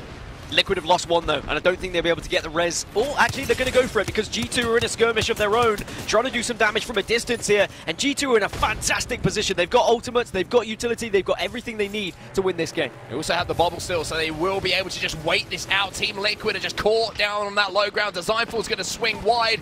Nightmare just trying to survive for now, but Nocturnal, he'll take down Designfall while all of this is going on. Washi is just trying to heal and let the action take place. Results are now down. Gentrify left on his own. He takes to the skies, he gets into the top 2, and now he's trying to clutch up, but he's not going to be able to do so. Nightmare will be the champions of game number 2. Oh, and what a shame it was for G2. They probably thought they had everything there, but just a couple of big shots from opposition teams meant that they could only take 2nd place. But Nightmare waltz on in, and after a difficult start for Nightmare, where they were in a situation where they had to try and take a fight after pushing through to a choke, they get to the end game, they make it work. Luxford got some big kills earlier on in the mid game as well, and I think Nightmare will be delighted with a victory there. That's going to propel them up the leaderboards quite considerably. Yeah, it should be a decent amount of points for them as well. Like you mentioned, the KP going alongside it. G2 getting into end zone a couple of times now, but not being able to execute on that final stage of the game. But Nightmare at the top of the table, 20 points for them as well. The 8 kills, like you mentioned, certainly adding to their tally. G2, a decent point rally, though, for them. You can see 8 kills, all of them pretty much coming in that end game. 17 points for them. But Team Liquid, a good performance too. And I tell you what, Esports Arena, from the position they were in, if you would have said they come out of that game with 10 points, I think they would have said yes, please. And I'm just going to point out, and this has happened in both games now, and I've seen it before in previous weeks, TSM, when 2 players go down, Verhulst is usually getting out of dodge, and he's thinking about placement, and they usually pick up 1 or 2 extra placement points. But the difference between TSM and Esports Arena in that game is Duplex fought tooth and nail, slightly different scenario, and yes, okay, his back was against the wall, he couldn't even try and escape, but he fought against other teams, he stayed alive, he got his team back up. I know it was difficult because TSM were rotating in, but I have noticed that kind of fight or flee situation, and quite often TSM looked to just try and survive for placement, but they were kind of... their whole plan was ruined by that solo player that was left alive, unfortunately for them, and they weren't able to Valkyrie up into the sky because of it. Anyway, as we look at the leaderboards, you can see who was able to pick up points. Shout out to Literally Vibing, who picked up 7 kills, so even though they finished in the bottom 10 in terms of placement, they still got 8 points. And what a turnaround in form it was, for Bad Boys. First place in game number 1, I think it was 20th place in game number 2, so how things can turn around. But these are the stats, and Luxford, my boy, 2,342 damage coming in from him, and Washi in those final moments as well. We saw his POV just surviving behind the knockdown shield and doing what he could. It was a huge play coming in from Mr. Pode towards the end of that game to keep his team in it and put them in a position to win it. And that's exactly what they did, Dan. The huge amount of points on the board, 20 in total for Nightmare, the champs of your game too. Yeah, I'm really liking the fact that in these lobbies we're starting to see teams like Nightmare, like Unlucky, for example, yesterday, who do manage to get these victories and do manage to turn over these big organizations and massive names within Apex, and I know these 3 players are amazing in their own right, but we just need to see the consistency now, because if they can get these victories in these lobbies, if they can show up against the biggest and best teams, if you can do it every single week, then suddenly you become one of the biggest and best teams. That's how Esports Arena became what they are today. At one point, we would have never considered Esports Arena one of the best teams, but here they are. Nightmare pushed themselves up 7 places into second, but G2 will still hold on to first. Yeah, G2 in first place, but like I mentioned, if you're being a perfectionist, and I'm sure the G2 players are feeling this as well, to get into that final 3, 2 games in a row, and not come out with a win is certainly something that maybe is going to either fire them up or frustrate them as we head into a game number 3. But top of the table, of course, is where you want to be. As I say, I'm being a perfectionist here, G2 fans. But Esports Arena in behind in 3rd place, but incredibly tight between the top 10 or so teams at the moment, Dan. And with 4 games to go, it really is a kind of proof with what we were saying before the games got underway here, that anyone can really take these lobbies and everybody is a danger. Especially on Storm Point. I do still think there is an asterisk above Storm Point ever so slightly. Yeah. Some teams are better than others, and there is some unpredictability in certain areas of the game, but obviously the circles are a little bit easier to read. For example, TSM, they're a little bit off the pace at the moment compared to the first place team, but if they can stay within touching distance going into World's Edge, I do think they have a chance to get back in, and that's the same with a lot of these teams. I mean, like Cloud9 down there, for example, they have an amazing chance if we go over to World's Edge. It just seems like Storm Point and some of the circles in Storm Point are they're just not comfortable for some of these teams. It's difficult because they have an idea of how they want to play it, and then all it takes is one team or one player to ruin everything for them, or a Valkyrie Ultimate not to quite go right, or someone being in the position where they didn't think they were going to be, and everything just gets wiped away from you. It's tough. Well, we're going to have to see how the games continue after we get back from this break. G2 sitting at the top of the table right now. We're going to have to see if they can pick up their first win as we get back.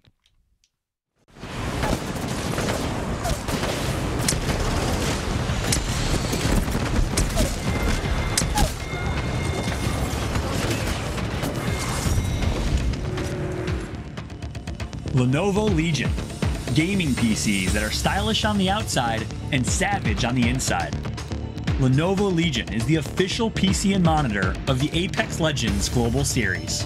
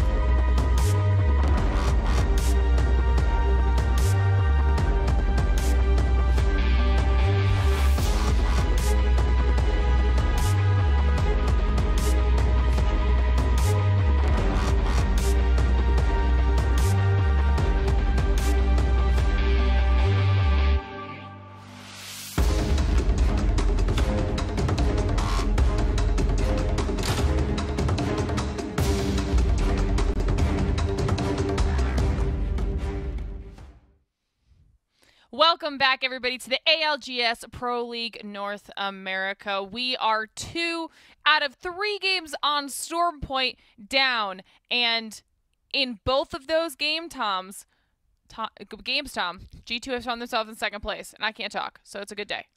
You don't know about me. I'm Tommy T. Let's go, Glitter. You know, it's G2 when I don't pick them. I pick them the back-to-back times. All of a sudden, I copied Dan, and now what's going on here? I think that G2, they're coming through with a chip on their shoulder, and this is what G2 does. They literally will go through, mop a lobby, come back, kind of slack a little bit, and they're like, no, we're coming back even stronger the next round. So I'm gonna pay attention to these G2 boys. I hope that they could string together back-to-back great performances, but I feel like they always come back after a poor performance with a really strong one.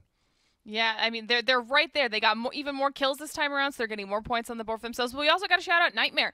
I mean, right now we've got 2 teams that we did not highlight at the top of the show with the first 2 wins on the day. So once again, all of our squads really battling it out and keeping things interesting for us the entire time.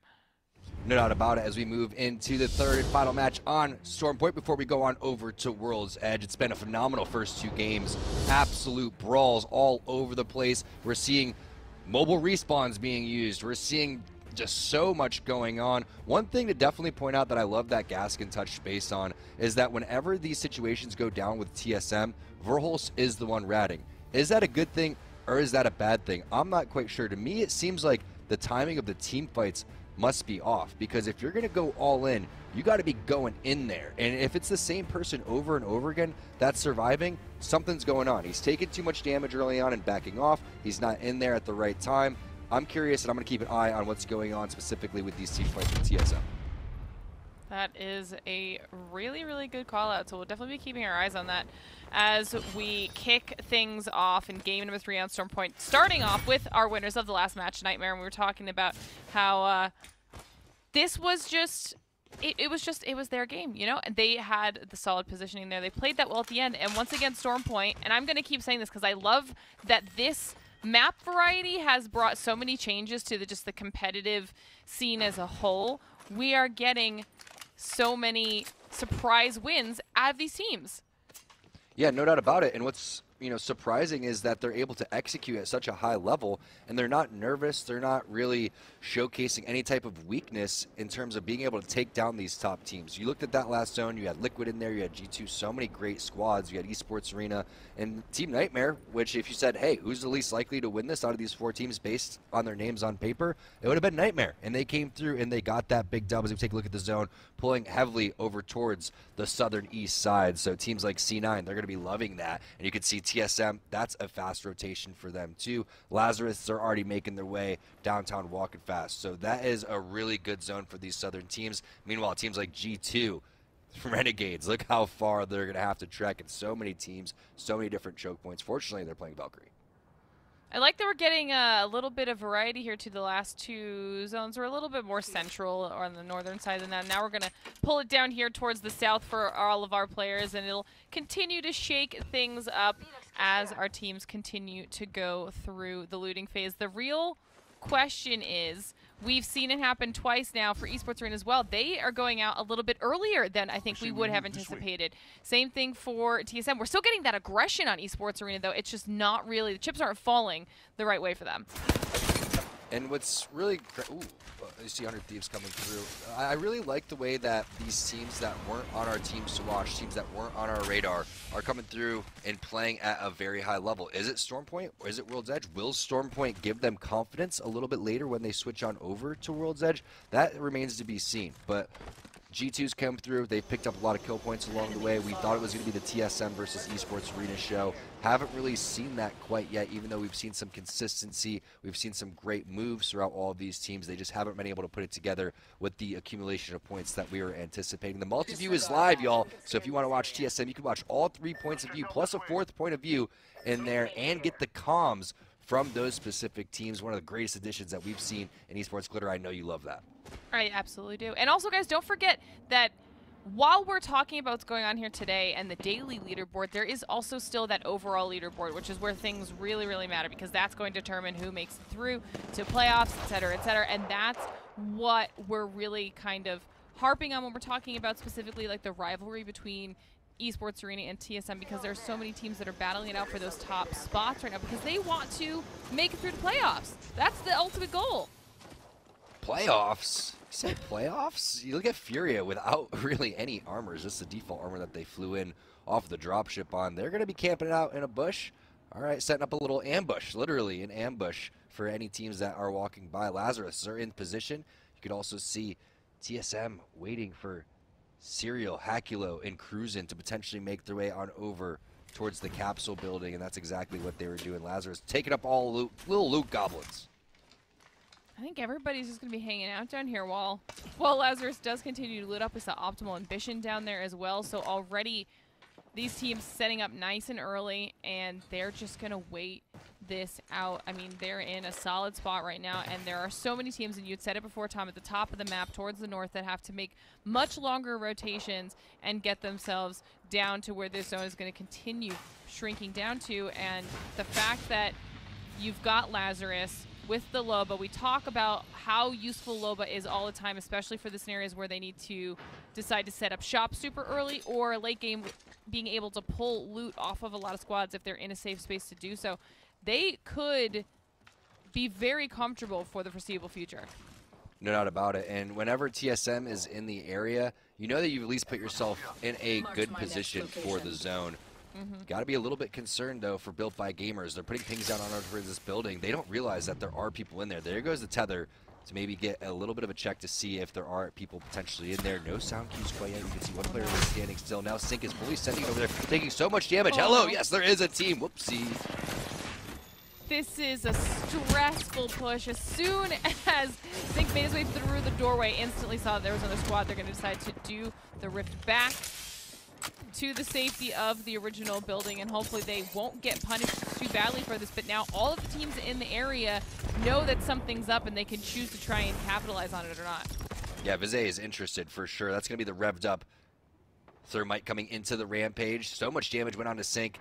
They are going to bounce back, though, and you can see the thought process there. They're like, all right, maybe we could foot it on over towards this building. Is it going to be taken? We would love to get a little bit further on the edge of the zone, but you also have that phase breach if you want to get back to that specific spot. It only costs them a little bit of healing, a little bit of dignity as well with some utilities. So not that bad, and getting out of there, definitely the move. One thing's for sure, if Lazarus was a full send right there on a Built by Gamers, this whole spot would have been lit up, and who's going to come out on top of that? I really feel like TSM would love some action over here early game to pick up some kill points.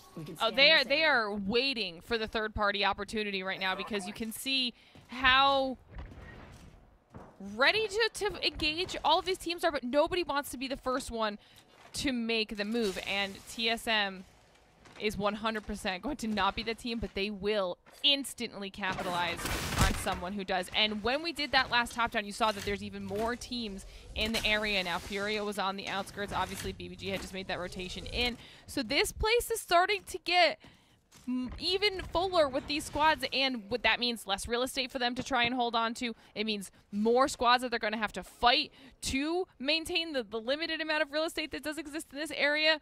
And it seems calm now, but it is the calm before the storm, and this is when things can get scary. Yeah, you're more likely to get a hotel at TwitchCon San Diego or Amsterdam at a good price than you are to get in the back of these buildings over here and Storm Point here on match 3, A versus C. Furia, big chillin' again. I'm not quite sure how they're able to all three basically do a little bit of Patrick Swayze ghost moment. They're all just coexisting inside of each other. That's cute, guys. They're hanging out in the safety of their tree. Okay, they've got a spot and they're gonna hold on to it, and hopefully, what they want to do is potentially take over one of these buildings after somebody loses, right? But all these teams are playing very passively, very safe, for as long as they can. So we'll have to see who ends up being the first one to make that move. But now checking in with G2, ever on the edge as they are. Just doing some crafting here and getting looted up a little bit more before they continue their rotation around the edge of the zone and see if they can run into some more squads, because so far on the day they have not seemed afraid, even though we were hoping that they were able to have a little bit of a bounce back. that G2 so hot right now, so edgy. And the thing is that they continue to play that way on World's Edge, right? So if you haven't noticed the difference in terms of how these teams are playing, right now, it's a big scan onto zone number 3. That's what you're seeing from Esports Arena. That's what you're seeing from G2. This has been very common with the Valkyrie meta, especially with Gibby. You're allowed to play the edge because you could fly over teams. If you get that scan onto zone number 3, you are getting so much information that other teams don't have. And then you could possibly get that god spot or that priority position that other teams were thinking, okay, maybe it was going to be over here. Nope, you have more information than they do, and that's why Noct is running as fast as possible. You can see on the mini-map there just how many teams are slowly making their way into the safe zone. Just hanging out here for now. Like you said, not taking too much damage, but they're going to continue their rotations and their movements. And you can also see how many teams have already gotten themselves a nice place to hunker down in for now and hopefully fend off all of these edge playing squads. Buff Pathfinder looking at some potential real estate that they'd like to take, but knowing that there is a very high chance that there are many teams in the area. They're going to see if they can maybe do a drive-by here. I thought they were going on a shopping spree, and they're going to need to buy some utility here very soon. Can I buy, you heard, can I buy a bottle or can I buy a bubble? You can definitely buy a bubble right there. It's going to be the only way that you're going to be able to survive this. Interestingly enough, I thought they were going to go for the med heals. Yeah, so instead of going for the battery, they're going to go make sure that they are completely healthy with that. And then coming around the zone is not going to be easy because look at this. Cloud9 is interested. Zach Mazer, he's sniffing them out. He is just running straight towards them, knowing that they're kind of stuck between this rock and I guess a hard place, and trying to do some damage to them. Is able to do a little bit, decides to use the bracelet to get back out. Just a little bit of poke damage, let them know that they're there, that their push into the safe zone is not going to be as easy as they would like it to be. And look at the health on Ash. I mean, that was almost bad for Buff Pathfinder. Almost terrible, because now that bubble comes back up. Now they're going to skyward dive. This is the play for sure. I thought they were going to go and hit the trident, but there's no reason to hit that trident if you're not going to throw the bubble on top of it. You can definitely assume that Cloud9 is going to be taking shots on over towards the side. But with 20 seconds left for this zone, they have to make a play here fairly soon, because zone number 3 is going to tick and rip them apart. Unfortunately, they are taking the long route away from the zone back to where they came from, so that did not work out in their favor, especially with 20 squads. Not one player down quite yet, which means that this is going to be stacked when we go to round number 3. Yeah, that's round number 3 is probably going to be rough for some of these teams, especially if you're stuck being a little bit indecisive right now, like what Pathfinder has found themselves being forced to be, because that's never the situation you want to be in. As we see another skyward dive coming in from G2, finding themselves a nice little spot to hold on to for now, but they were spotted, and some poke damage is coming in to try and zone them off. Coming out of 100 Thieves, it seems like, who are right behind that G2 rotation. 100 Thieves has been doing very similar things, though. They're running the same composition. They're also looking forward to getting scans onto zone number 3. G2, they're chilling into the next zone, so they should be okay for now. But look at this. All resources are being used towards them. That's an offensive bombardment on top of their head. Shocked to me that they're not going for the bubble. We've seen this in the past. They have so many different batteries because they were able to use the replicators over and over again, so they're feeling pretty good about the situation. But they don't want to use their bubble, because once the bubble's down, you think a lot of utilities being thrown at you right now. Just wait until all teams figure out that this is the team that's sitting in first place. You can see that ping, though, on the building that's to Resultas left right now. There was a ping over there. I think they know that that is open right now for them to potentially take, but Cloud9 is in the one that is right behind. They do decide to go for the open building with the phase breach, so that'll be some valuable safety that they have just afforded themselves. Even with the knock coming through, it doesn't matter, because no one really wants to push in now.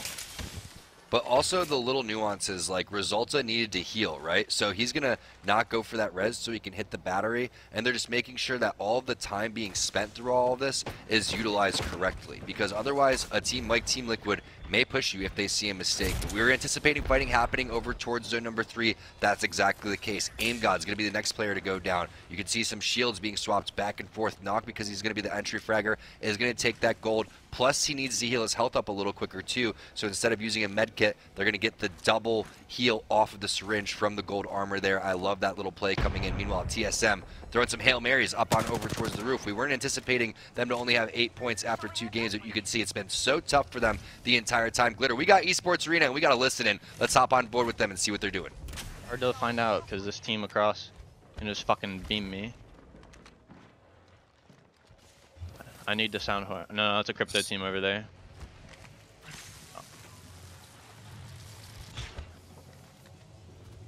We might be able to play down by the juicer. I was about to say, let's look towards the juicer. Yeah. I don't see anything. Watch out, nut team's kind of looking. We could literally go into. We could play right here. This looks free. I think we play for that. You don't think we'll get pressured?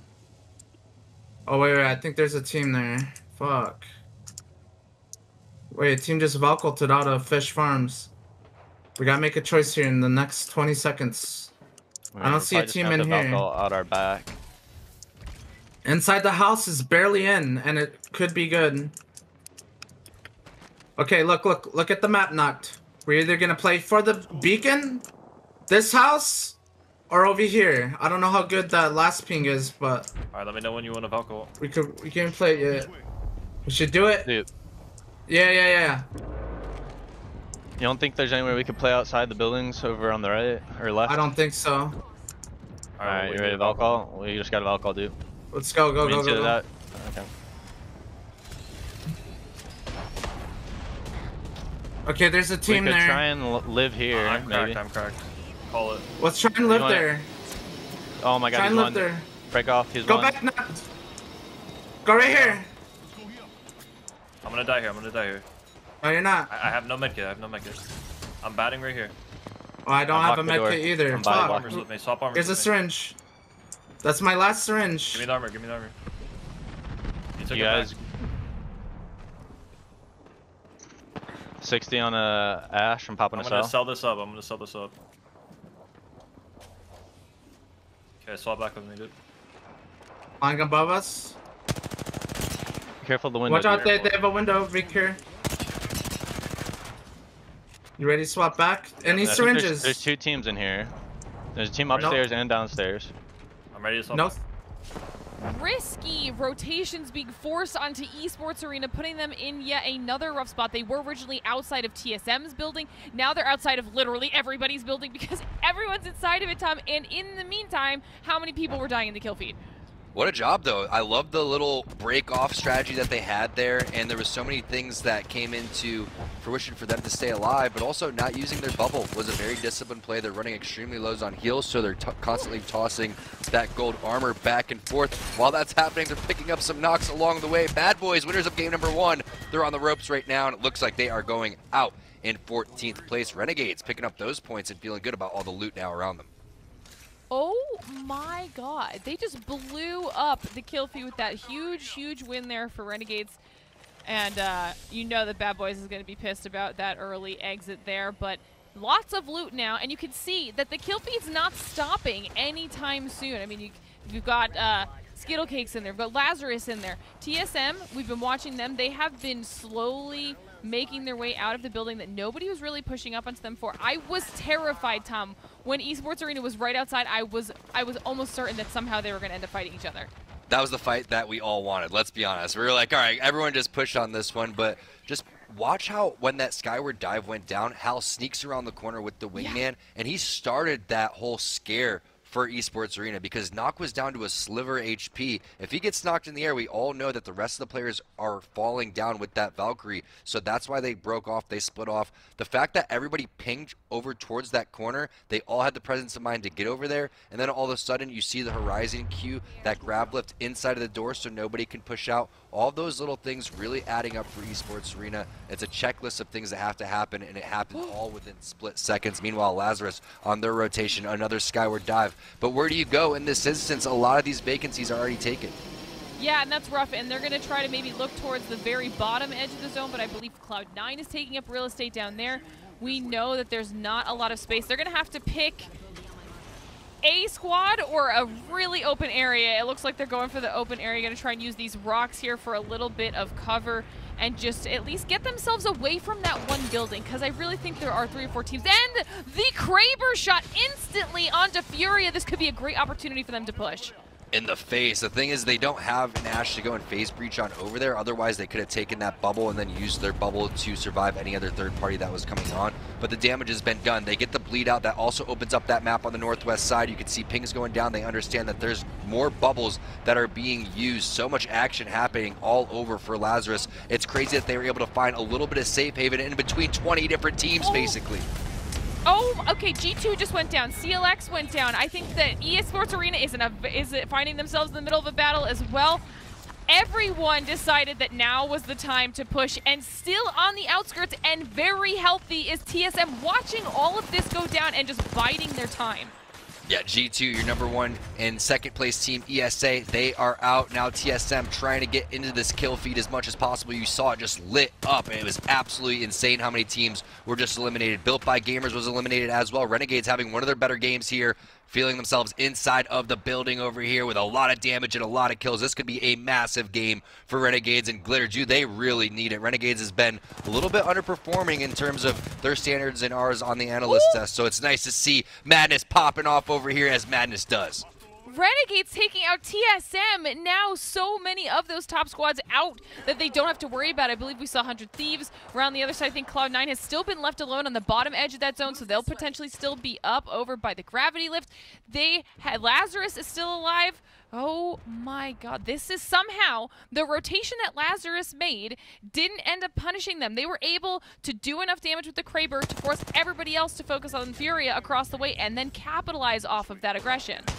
And 100 Thieves, I believe they're 3rd place right now in the overall standings for today. They're trying to make some moves, but that's 145 coming in for Madness. Also a tether, 3 shots left in that Kraber. Ping's going down. It looks like he wants to maybe use these shots and then switch on over to a secondary if it's possible. So expect some Kraber shots to rip here as this zone closes. Just gonna use up those last 3 bullets and hopefully make them count as they end up getting peeked around the side of the rock. I cannot believe they didn't get more punished for that. Renegades now being forced into an engagement. I think that was Lazarus making the push. No, it's Cloud9 making the push onto Renegades, and Renegades are in a lot of trouble. Saucer being the only player left alive for the squad. 100 Thieves now cleaning up, and you can see, I believe Pau does go down, so that is going to be 1 squad remaining, and it is going to be a 1-on-1. Yes, it's Cloud9 going up against 100 Thieves. Both of them are extremely healthy until Onmu just gets ripped apart. Zach Mazer looking strong with that R301. Woo, Cloud9. Hello, welcome to the winner's circle. They take game number 3. That was such good gameplay by Cloud9. They held the lone edge of that bottom half of the zone. No one was over there with them. I mean, there was a chance that when Lazarus went for that skyward dive that I thought they might try to maybe look over there. They realized there was already a squad and they didn't want to deal with it. No one really pressured Cloud9. They were able to hold that spot for so long and deal damage. I mean, I think there was a point where Esports Arena actually was dealing a couple damage. They got some shield cracks out of them, but then couldn't really go for it because of how many people were behind them in the building. Hectic game seems to kind of favor Cloud9 and how just hyped up they get with their communication. They're always barking call-outs. 21 points coming in for the C9 squad, but still a really big game coming in for Renegades, and boy did they need it. We touched base on where they were standing previously. They picked up 12 kills overall. What an absolutely insane kill feed that we saw right there. I'm surprised that the game didn't crash. That's how many people were in that zone. I think my PC would have been shaking at that point. And the Kraber shots out of Madness. You've said it a couple times now. They needed a bounce back, and Storm Point seems to be the map to do that on for most of these teams. If you want an opportunity to really get some good footing, gain some good ground in those standings, Storm Point is going to be your opportunity to do so, as we can see where the rest of the teams fell in those overall standings. This, though, for me, Tom, I don't know about you, but it felt like this might have been the longest we had to wait before we finally really got into engagements. No doubt about it, and that's what's so special about Apex and the ALGS. Everybody just putting on a masterclass of how to play these zones. We saw so many different rotations coming in that were failed. We saw so many rotations that worked, and then we saw some amazing things like Lazarus getting into the middle of the zone right there, fighting off all these different teams. We saw Esports Arena desperately trying to get from outside of TSM's building to outside of another building inside of the zone too. But all in all, Stay Naughty, Alrili, Zach Mazer coming through with the big dub and picking up 9 kills to boot. Yeah, not the most damage we've ever seen from this squad, but either way, I love the aggressive play coming through, and I guarantee their comms were lit. So if you have not checked out that multi-view yet, make sure that you do in the command center. It's exciting to see what happens now as we start to move on over to World's Edge for the final 3 games. Our leaderboard is going to look absolutely insane. Yeah, it's going to be interesting to see if things change now that we're making our way over to World's Edge, because we've seen that sometimes it does favor the teams that have played it for so long. And so that'll give an opportunity to all of the teams that needed to do well and didn't do on Stormpoint to maybe pick it up on World's Edge, while all of the other teams were able to capitalize early on in the day. Huge point boosts for every single one of our winners so far. I mean, I'm stoked with how it's playing out today, because it's not what I anticipated, Tom. Definitely not what we anticipated. Let's bring Kate back so we can go and take a look at everything that's transpired over these last 3 games. Whew, can we catch our breath, Kate? Are you good? I'm good, but I will say that's a great way to put it, not anticipated. So here's the thing. I talked about the ESA-TSM rivalry earlier, like a King Kong versus Godzilla. But Glitter, what I really should have framed it was like King Kong versus Godzilla versus Mothra versus Megalon versus Mechagodzilla. I'm just saying versus. Right? The reality is that this lobby has been out of control, and quite frankly, TSM and ESA not been the winners of any of the first 3 matches. Which is just, it is definitely surprising. I'm not going to say it's not, especially with the consistency that we've seen out of both of those teams on their last play days. However, it's also really cool because I love that we get to talk about other teams. I love that they're all showing their strengths and why they deserve to be here. And it's entertaining. It is, absolutely. Now, here's the thing. As we're looking through these highlights for match number 1, Tom, I'm going to talk to you real quick here. 100 Thieves showed us in-game number 1, as you're going to see here shortly. Even if you have that God spot in that low ground, high ground firefight, you're 1 phase breach away from really losing it, right? Break down, Tom, if you would, this end circle for us, because this part of the Stormpoint can be really tricky. You just saw G2 take that away from 100 Thieves, but then all of a sudden the team on the bottom is the team that's going to be having a huge advantage here, basically because the architecture of the building, the roof is a lot smaller than the ground level, and the ground level has an awning. So because you have that much more space, that means you're able to put your bubble down last, which means last bubble wins. We've been talking about that all night. But yeah, I love the dynamic that we're seeing right now. I think people are learning how to play Stormpoint. I think they've learned from TSM and ESA what better teams to learn from than the teams that are sitting in first place. There's definitely going over the VODs, they're going over the strategies and making some sort of adjustment, which is why you're going to see that reflect in the leaderboard. Absolutely, and since we're looking at match number 2 here, you got to talk about that TSM strat that really showed that 1 rat can take out a top 2 team. So, Glitter, maybe start us off here, break this down as we're taking a look through these highlights. How that strat, so basically, that 1 rat right outside that building as the TSM was sitting literally on the edge of circle can break that camel's back. It's because it's not what you're expecting, right? Are you really prepared for the 1 lone solo player to just completely go YOLO? And no, you're not. That's not the plan. And so that's sometimes the best strategy, because catching people off guard is such a prime opportunity when you are that lone player to just get that last-ditch effort for KP, because realistically, if you're in a 1-3-1 at this level, or 1v3, I mean, at this level, you're not going to win. That really should be a rule, Kate. I think that anytime that you're the rat and you have to send it on somebody, you need to scream YOLO. If you don't do that, you immediately get eliminated from the lobby. I'm very much down for this. Very much down for this new rule, for sure. And I gotta say, my 100 Thieves prediction, they've been consistent here too, Tom. In fact, actually, I think there's an element to all of this, which is consistency. And Stormpoint, not the easiest, as we talk about, not the easiest map to not be vertical on. We've seen even some more Lobas here today, which is so exciting for me. I love a new comp. I think that what you're seeing right now is 100 Thieves having a lot of zone knowledge compared to the other teams. And I think that that's very impressive because they're having a conversation on where they want to go. And that means that they're reciprocating what each other are saying and they're making their move much earlier than other teams. And that's why they've been so darn consistent through these first 3.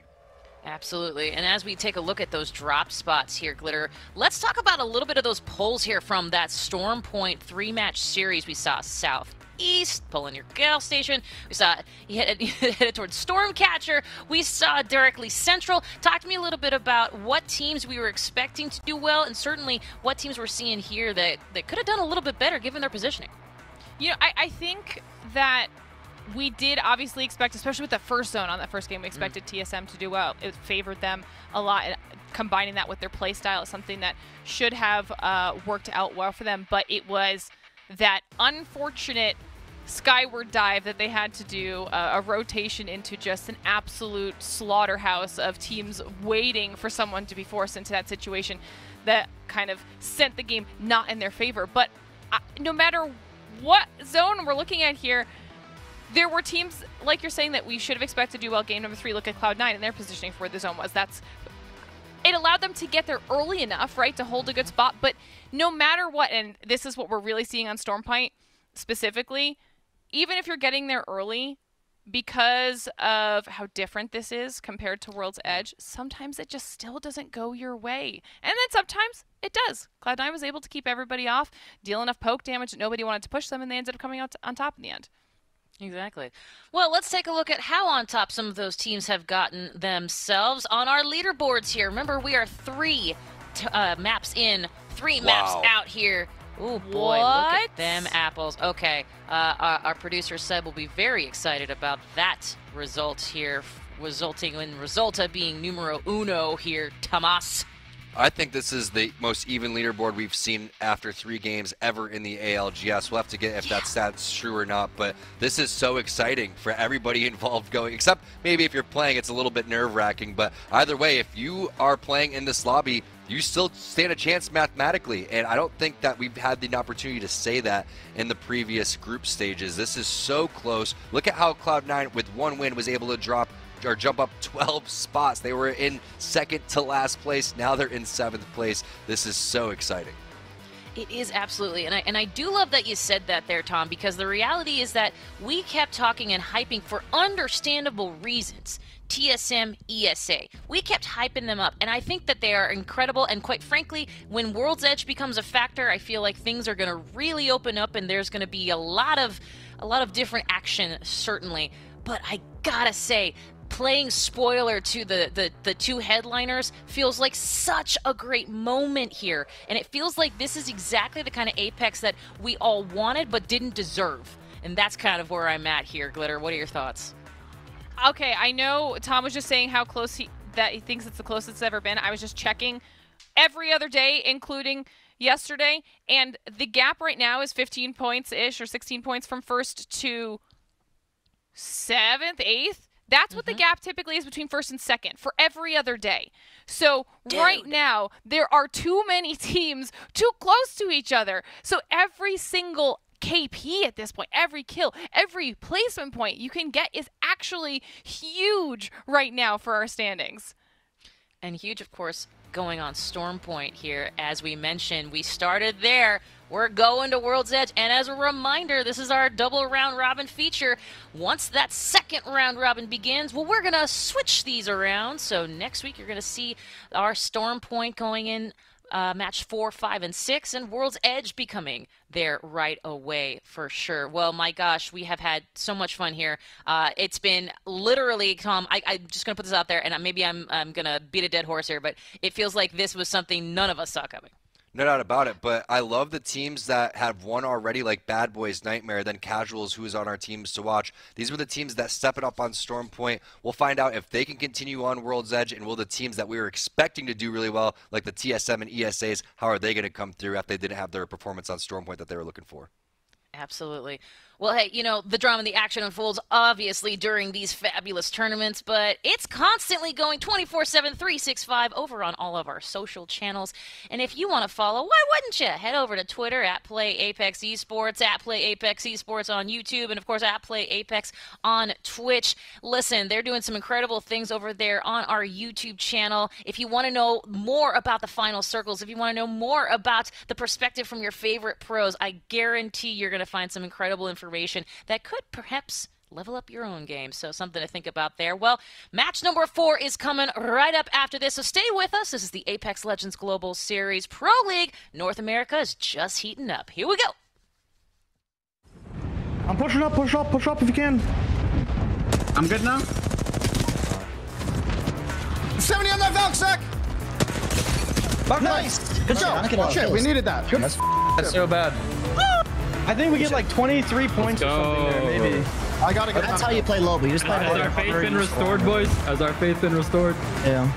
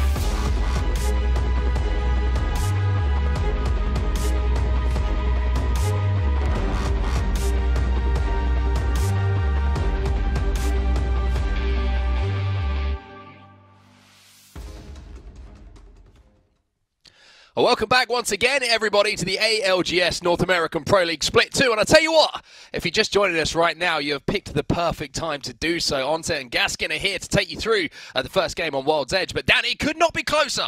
It's been a little bit of a different pattern to what we've seen in previous days of play, where we've had a couple of teams kind of extending their leads and it's all looking over. But right now, anyone, and I mean anyone, can really turn up and turn this table on its head. And it's what I said previously, you just want to put yourself in a good position going into World's Edge. Storm Point still has some question marks above it with consistency for some of these teams. Cloud9 were down in the bottom half of the leaderboards, but they get that victory, they put themselves right back into the mix. And now we go to World's Edge where they'll be far more comfortable. Are they putting themselves in with a real shot of taking the entire day here? I think that's a really good point. Cloud9, we know, are a confidence team. They're a momentum team, and one win for them. And the way that they won that game as well, with such confident play, especially from the point of view that we saw it from Zach Mazer, is only going to build more and more as we head into home ground for so many of these teams. It's World's Edge time, everybody. 3 more games today. We're into game number 4 as we start off with the POV of C9. When you look at the kind of middle area of this leaderboard at the moment, and you've got Cloud9 currently in 7th, TSM down in 9th. You've got some real teams in the middle of the pack that could definitely upset those who are at the very top. So if you're the likes of G2, 100 Thieves, Nightmare, ESA, who are at the top of this leaderboard, you really need to start off hot here on World's Edge. Otherwise, you're going to allow those other big teams to come right back into things, gain that momentum and confidence that you thought of, and then suddenly you're going to be one of those middle table sides. So you have to take advantage of the advantage you have right now. As we look at the circle, it is going to be heading all the way south, and it is going to be down in the tree area. So that's going to be great news for the likes of Renegades.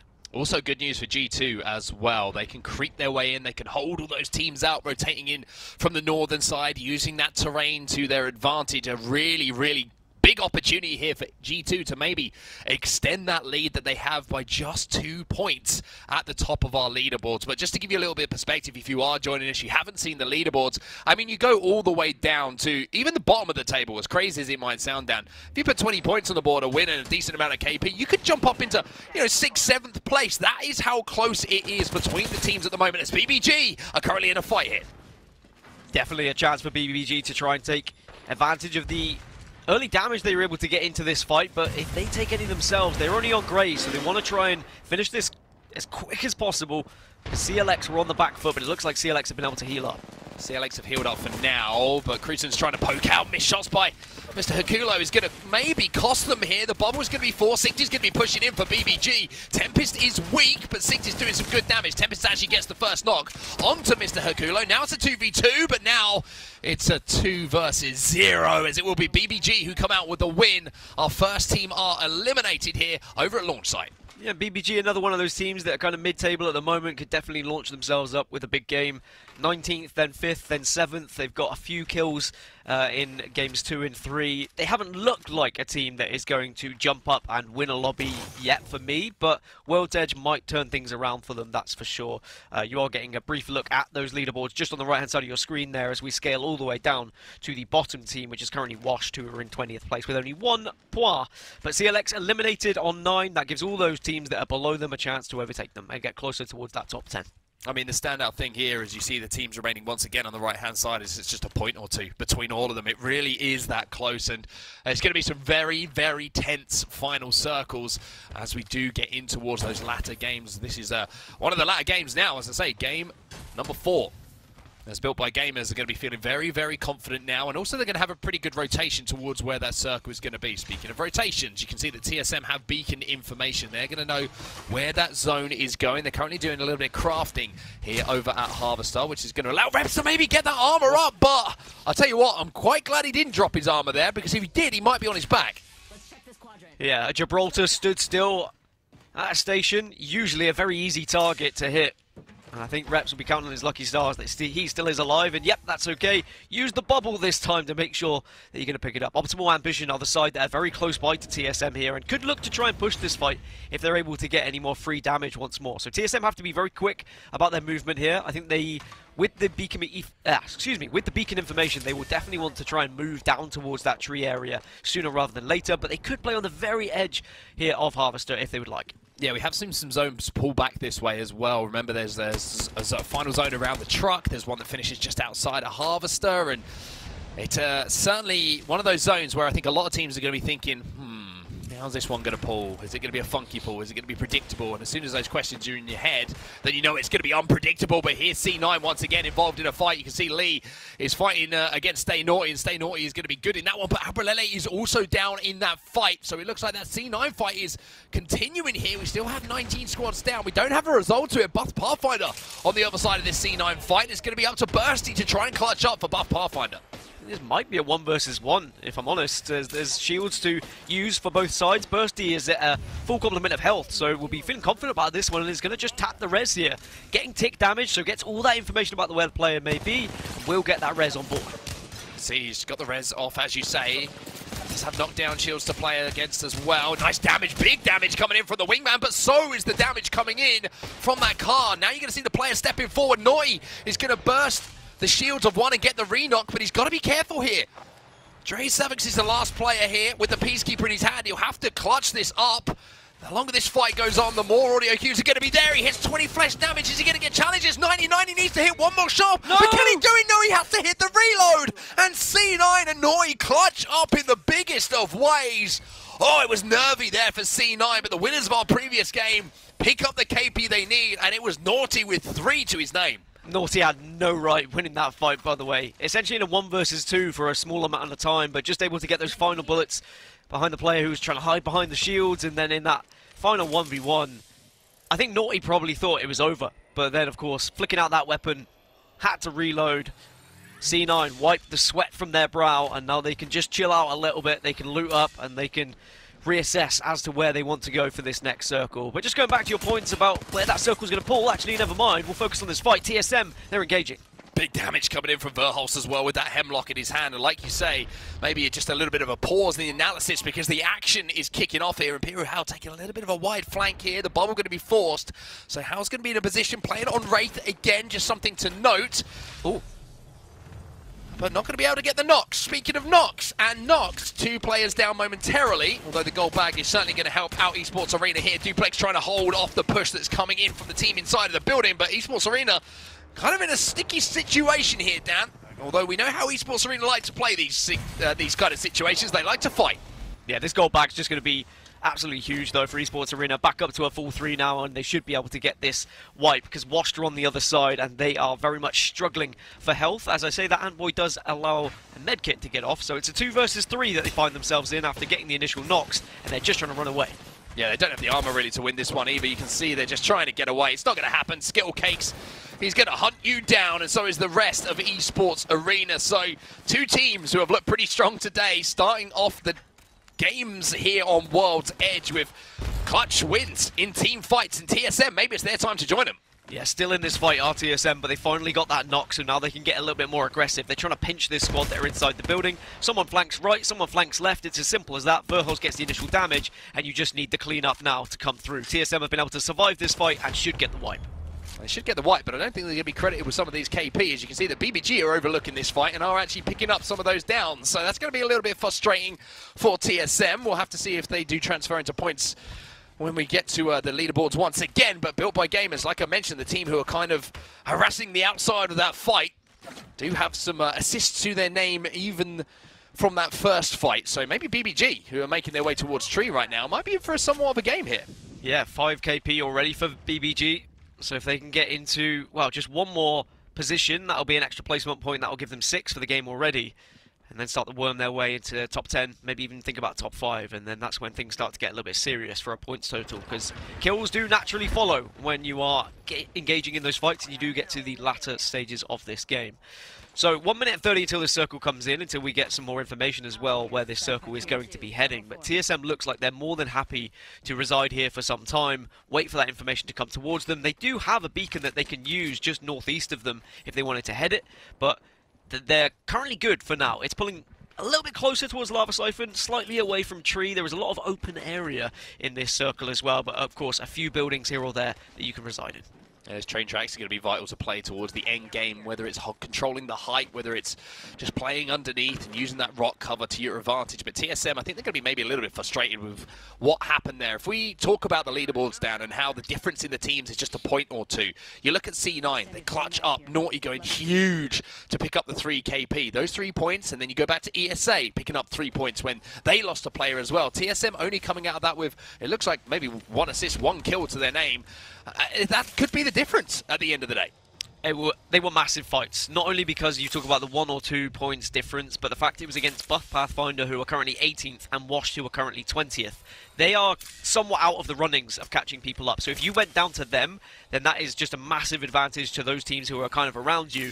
So they really were some important kills, and they had to clutch up. Otherwise, you kind of throw your chances away, just allowing the other teams to gain so many more points of you in match number 4. TSM are going to head over towards that beacon that I was speaking of, gain that information as round 2 closes. Reps is going to be Sherpering the holster as well. The bubble will go down, you'd imagine, in just a few seconds' time to make sure the Valkyrie does not fall over. You much rather Valkyrie on her feet or maybe even in the skies, as they do get that information, like you say, from the beacon. So TSM planning their next move here. Currently pretty comfortable, though, inside a Lava Siphon. They won't have to do too much, but you can see they're going to have to at least creep forward a few inches here as C9 also make their way downtown. Yeah, TSM might try and wait for another scan in 50 seconds when that circle has closed, so they can get even better information and more accurate information as to where that circle's going. But it really depends on if they're challenged, if they are tested. But TSM have spotted out the team below them, and they say, you know what? How about we try and pick up some KP here? And I think that's Cloud9 actually down low, so Verholst is going to send in the missile swarm. He's going to get big damage as well. I think that was multiple cracks actually coming in. Defensive bombardment thrown as well. And now the question is, can they get the kills? Yes, they can. Verholst takes down one of the Cloud9 players. Naughty falls on his back. Zach Mazer having to play from inside his zone. And you can see that Abralele as well. He's probably thinking, do I go for the res? Do I try and escape? He's going to try and stick the res here. Zach Mazer's trying to provide some cover, but C9 once again look like they're under pressure here. Well, C9 get them back up. Hal was taken down, but also has been picked back up. So both back to full 3. And TSM look like they're probably going to retreat out of this one, retake positioning. But they're not going to get that beacon that they were originally thinking they were going to play for. Instead, they carry on rotating into the circle and will go back to the building where they had originally, which is going to be fine. They can hold out C9 ever so slightly here. And C9 may have to consider maybe an ultimate to get past TSM here.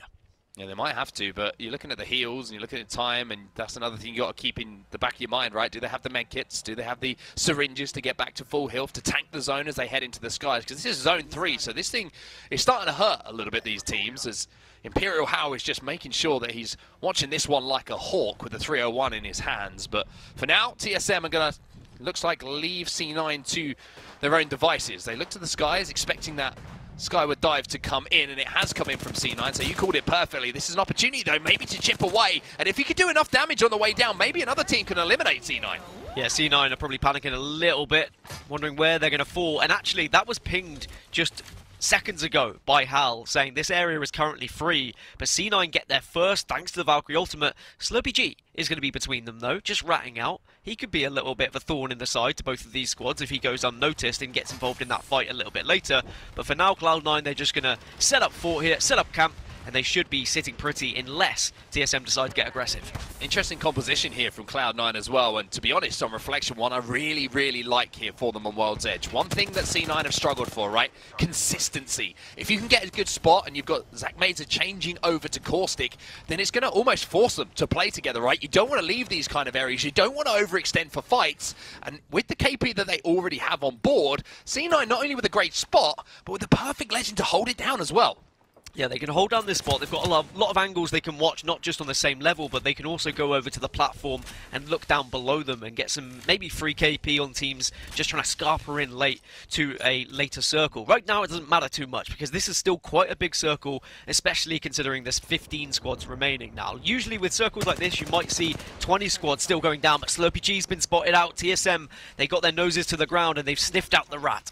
Let's see if they can eliminate him. It's one of those situations where you know that Cloud9's in the vicinity, so you can't overextend, because even if you get the kill, but you take enough damage, C9 will swoop on that. They will know that the opportunity for a KP is there, and then rotating in as a 2 is just even more dangerous. But once again, we just see TSM creeping up here on Cloud9. They will not know this is Cloud9, but we do it here in the castle booth, and you certainly do at home. Yeah, they may have a slight idea if they know rotations, if they know drops, if they know skins, but again, it's so difficult to try and think about all that when you've got other things to focus on, as Nightmare are making their way through. And they're probably gonna, out of bounds and then drop in. Are they dropping in onto another team though? They've got a bubble to work with here. Yeah, hitting the vert ramp and, as you say, dropping in, maybe trying to pick up some speed, but Furia are there inside of this little compound, the fences that are held down for quite some time. Furia going to be able to escape though and hold the ground as the defensive bombardment does come in, and now look at Nightmare. They are taking all sorts of damage there. You've got ESA on the outside of this as well, looking in, trying to pick up some KP, and it is going to be Fury who decide to push this one. Washi will go down as well. They haven't got the full wipe so far, but 2 players down. You would imagine in just a few moments this will be Furia picking up 3. Yeah, Nightmare should be eliminated, will be eliminated, and Furia are just thanking the heavens for whatever dropped from the sky to give them that extra KP. And they put themselves on several, but at least the gold bag is there. One went down, but they should be okay and can reposition and just reset here. There's the next information on Circle as well. And you can see one team is already in that kind of final Circle area, but because it's so open and there's such little space to play, even if you're already there's a lot of teams that are going to be walking in on you and going to have a lot of vision on you to work with as well. As for the likes of TSM, we were on board with earlier, they have a little way to move. C9 have got to move from where they were as well. So this is not going to be comfortable for several teams who are on the outside as this has pulled back towards Tree. Yeah, I think TSM might have already made the move, or C9. One of the 2 teams has certainly made that move or is looking to do so, but for now, G2 are bang center zone, bang center circle, and Designful is on Caustic. So they will have this locked down, Dan. And G2, I mentioned, top of the leaderboards right now, having watched the kill feed, and they won't obviously know who is picking up the kills, but with C9 and the chasing pack all involved in team fights where they are picking up kills, then G2 have got to hold this down.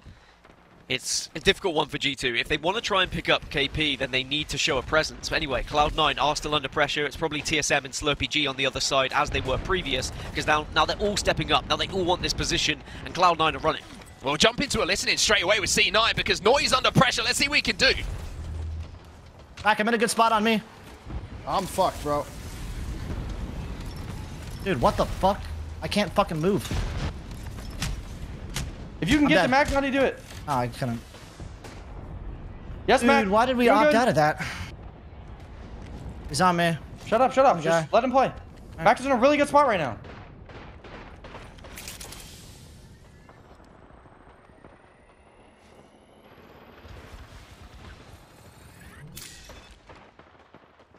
Well, C9, we heard only the back end of that fight that went down, but it didn't seem comfortable, and from the result of it, it was not comfortable. Team Liquid inside of this building, though. You can see Imperial Howl also in the kill feed, taking down Sorcerer of Renegades. They will just about be safe here for now. Now, can they keep their heads down? Can they keep a low profile? Much in the way that Albrale will be hoping to do for Cloud9.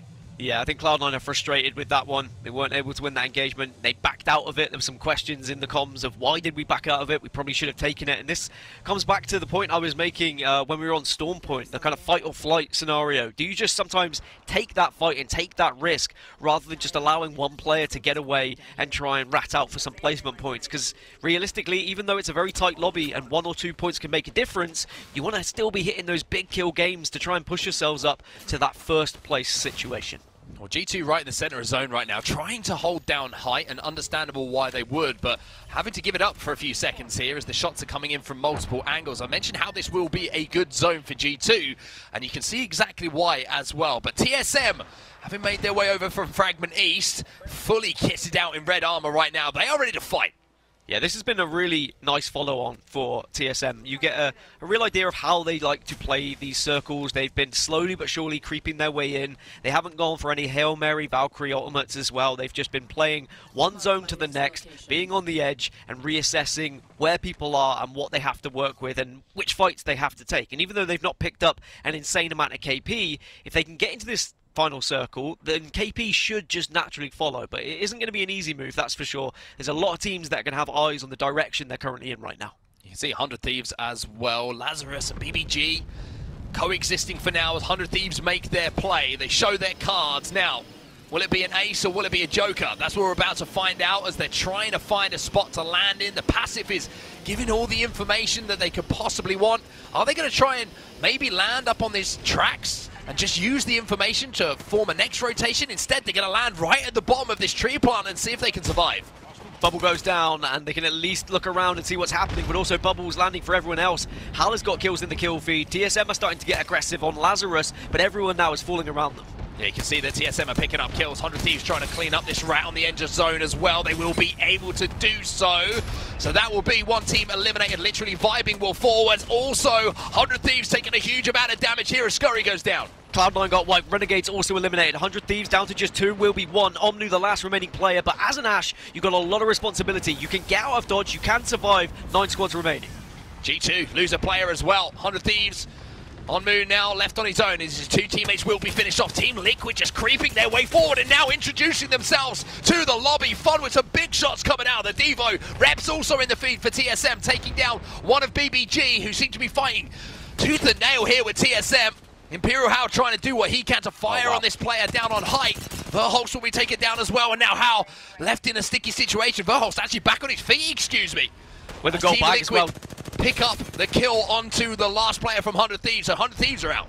Yep, gold bag is absolutely massive there for TSM. I love what Team Liquid are doing, but Fury are in the same place just below them. That's going to get very awkward very quickly, but TSM have to try and win this engagement. Oh, they're making the play as well. They're trying to take height here, and they will take height. TSM get the clean wipe. Nobody falls while they do so. G2 look at it here, respawn in these final moments as well, and Resulta will be able to get it off. So Designful will be rejoining in these last seconds as the Caustic hits the ground. Maybe those barrels will be the difference. I mean, Caustic's going to hit the ground with a thump, but Xset also doing some damage from behind. Lazarus get caught out once again and should be wiped here if they play this correctly. 7 squads remaining. G2 and TSM in a good spot if Designful can get his stuff back, which at the moment looks like he might be able to do so. Oh, here comes a play. It's going to be a team falling down from height as we have 5 squads remaining. It will be TSM who are trying to make the play. Gentrifying taken out as well as TSM survive. How it's down, but Reps and Verholst stand tall here for TSM as we enter our final 4 teams here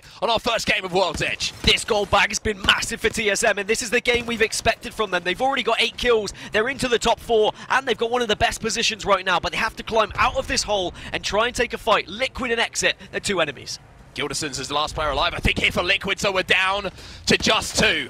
TSM taking on Xset, I think it was, up on height as the shots come in for Verholst. He absolutely cream crackers that player by Imperial House left on his own, and Xset will turn it on its head. They will be the winners of game number 4 here. TSM in the top 2, but Xset on top of the pile.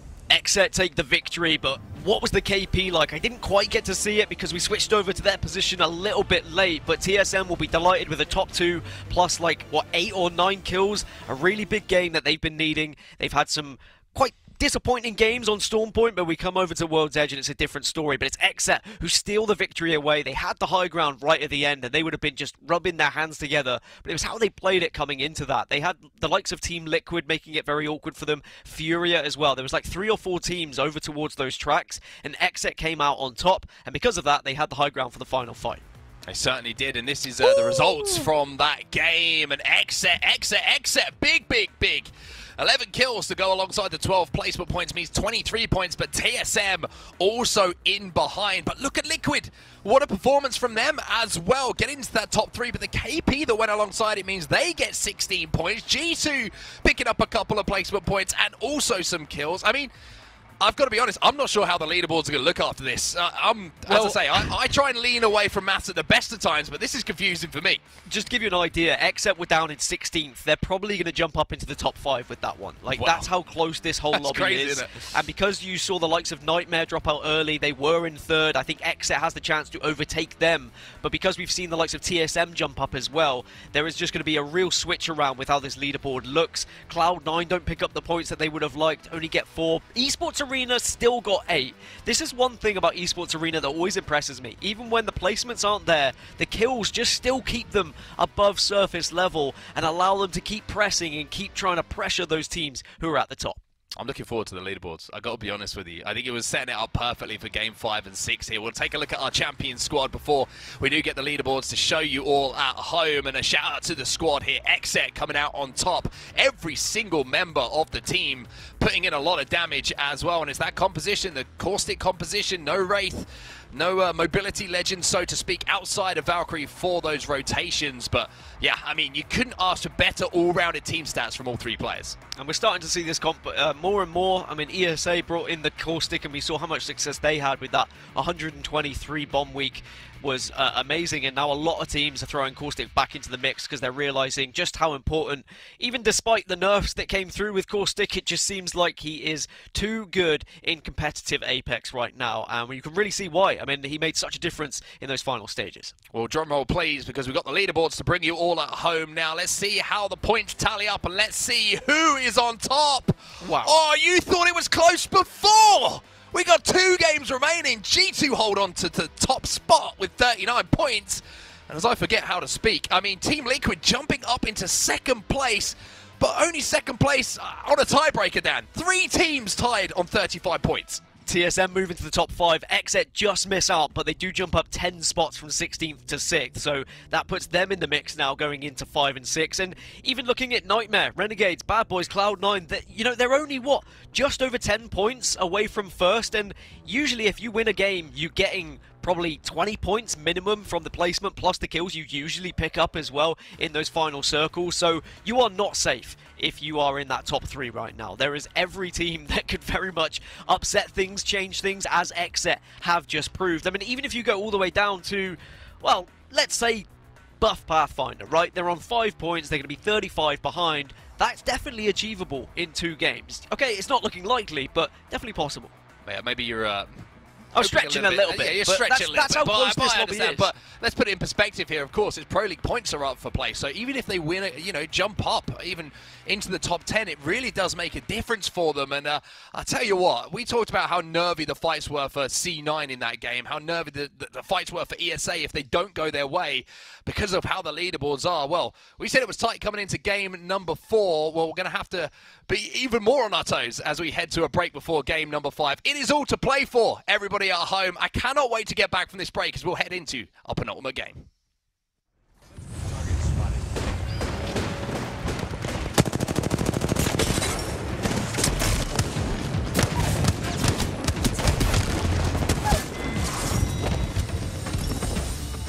Monster Energy, the official energy drink of the Apex Legends Global Series.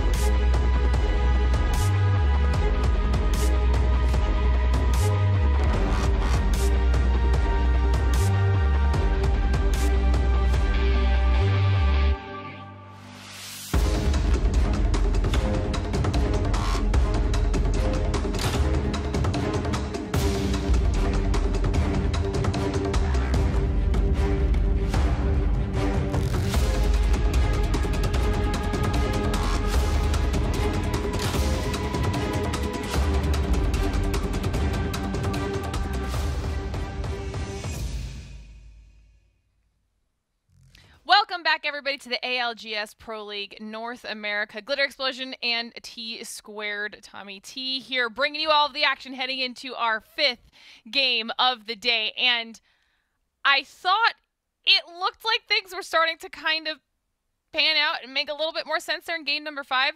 That ending between XZ and TSM, though, like, what? It instantly flipped on TSM's head. Just give us all the chaos, Glitter. Give us all the drama. That's what I want here in the ALGS. I don't want Esports Arena getting 150 points. I want this leaderboard right here. We don't even know how this is going to go over these next 2 games. I wouldn't have it any other way. No, this is insane. I mean, we thought it was close before the last game, and now it's even closer. XZ crushing the leaderboard, jumping up 10 spots like we heard the guys talking about before the break. But the 3-way tie, it literally top 10 is essentially what like our top 3 typically is. Yeah, and you can see when you win one game how far you go up in the standings. And XZ, they really needed that win. Again, anybody is mathematically still in this one. Even Wash with their 1 single point, busted out the breadstick, they still have a chance, okay? Because we've seen 31-point games. That's the highest so far. Energy's been able to pop off with that. And I think it was 39 points as overall right now, number 1 with G2. As we get ready for game number 5, match number 5 here on World's Edge. I wouldn't be more excited to see who's going to walk away with this one. At this point, I think all of our predictions out the window. All of our assumptions completely shattered. Like, there is nothing that we could possibly guess moving forward other than at least the guarantee of, like you said, Tom, pure chaos for the last 2 matches. And we've had 4 different winners so far. I'm expecting a 5th different winner here. It was so close for TSM. Very rarely do you see TSM lose a straight up 3v3 at the end, but it was not a great position having to clamber up down from low. You had XZ chilling on top of the tree branch, which was really big.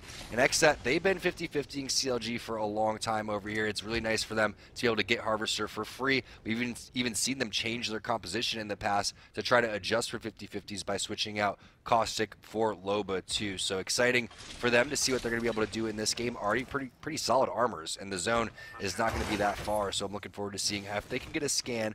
Doesn't seem like they've gone for it quite yet, but once they do, we'll get some good zone information for where this one is going to pull. So saw that lower tree ending already, but can we call out how many teams were coexisting in that final circle? We had half the lobby still alive in zone number 6. I feel like that's just gotten crazier and crazier as the games have gone on for how many teams are surviving longer and longer today specifically. I mean, we thought it was bad in the final game of Stormpoint, and then they decided to show it up yet again in our first game here on World's Edge as we take a look at where that zone that you were just talking about, Tom, is going to be shifting. It's going to be going super far northeast, which means you can see we've got Cloud9 up there in a great spot, Lazarus in a great spot, but BBG looking like they're actually finding themselves in a fight that they might not want to be in right now. Early skirmish that needs to take place very soon, within the next 20 seconds for sure. That's why the bubbles are going down, but why not take this fight if you have a huge armor advantage? You can see Hackula doesn't have any armor. We already have gray armors coming through. The Gibby has his back turned over towards Serial. Gibby with the shots in the back too, and that's why you have that Caustic to go and cut off the angles on over towards the doors. Built by gamers, they should be able to infiltrate in this type of spot. The Havoc in hand there for Sync, but he's taking a lot of damage. You do not want to lose this opportunity. If you're Built by gamers, you're sitting at 18 points. You're going up against a squad that didn't really have any points or armor, and right now you are very susceptible to a third party. But when we did take a look at that zone, Cloud9, yes, they're going to be loving that, because more than likely it's going to continue to pull over towards Overlook. TSM will love watching them play those Overlook zones, but Cloud9 looking for potentially to be our first team to go and win 2 games here out of 5, as they were able to take their match on Stormpoint when the zone did pull over towards the southeast side, which is their POI. Oh, are you thinking this is gonna be the double dubs for Cloud9 here? I'm thinking so. Holy shots with the triple take right there. That's some serious damage. That's going to call out for the bubble, and using that thing like a shotgun. However, just ripped apart by the wingman from Cruisin'. CLX, are you kidding me? Serial had absolutely no health throughout all of that, but it was the wingman from Cruisin' that changed everything. 400 damage from that fight alone. You know, I was just about to make a comment, too, about how this was dragging on a little bit longer than it probably should have because, like you were saying, potential attention being drawn for these third parties, and Wash is looking to do exactly that, instantly pushing in on Cruisin', taking him out, and now they're going to have an easy 3v2 if they can find the remaining players here, and this was so unlucky, and that's why you don't draw those fights out really early on. And they've already doubled their points just from that knock. Wash coming through in last place. Again, like literally anybody's game still. If they're able to get this team fight and then continue to have a good game, maybe they could creep their way up on that leaderboard, and they are also last in the accumulative leaderboard. So this is such a big fight for Wash. They need to get this cleanly and get Amboy back up ASAP. Nothing to lose here, and in these situations, those are the teams you want to be probably the most afraid of because they are so wanting to get some points on the board that they are very, very willing to be as aggro as possible here in the final 2 matches of the day. A very strong start here for Wash, and an unfortunate one for BBG as well as CLX, even though CLX did come out on top for just a small, tiny window of time. Sometimes you need to get a little lucky, and Wash coming there with a very well-timed third party, doing it with some very clean shots too. Speaking of clean shots, Vize with 3 wingman shots, doing about 100 damage right there. As we take a look again at that zone, pulling over towards Overlook. This is very common for teams to go and sit up on these epicenter hills to try to go and pick up some serious kill points along the way. Now Cloud9 with that home court advantage, 28 points already. They're trying to get in position as teams are starting to rotate. Bubble's already been used by the enemy team down low. You can see some Kobe's, some grenades being chucked up over towards the top-hand side. Oh my goodness. Headshot with the wingman, putting in some serious work. That's going to be the Valkyrie Skyward dive and the redeploy. But however, 2 knocks coming through. Vize, Bird, they are down. Lazarus gets bled out and eliminated. Huge damage from the Cloud9 squad. Dang, Cloud9 is looking good right now. I mean, they're definitely carrying some of that momentum over from that win earlier that you were talking about in the day, and with this zone being so favorable for them, I mean, they really are. They've got the loot, they've got some KP on the board, they have angles, and they know where people are rotating in from. This could be, even if it's not a win, at least a really high point game for Cloud9, which matters right now because of how close our leaderboards are.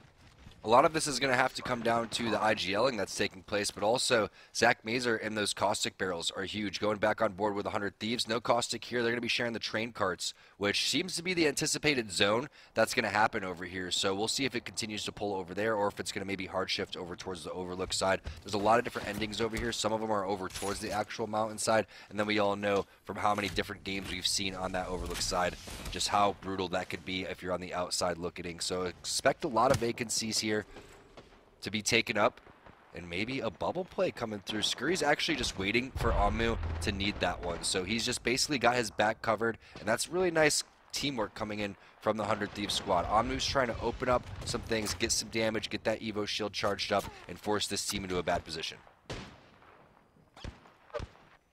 Bad Boys, obviously one of our many winners on the day here so far.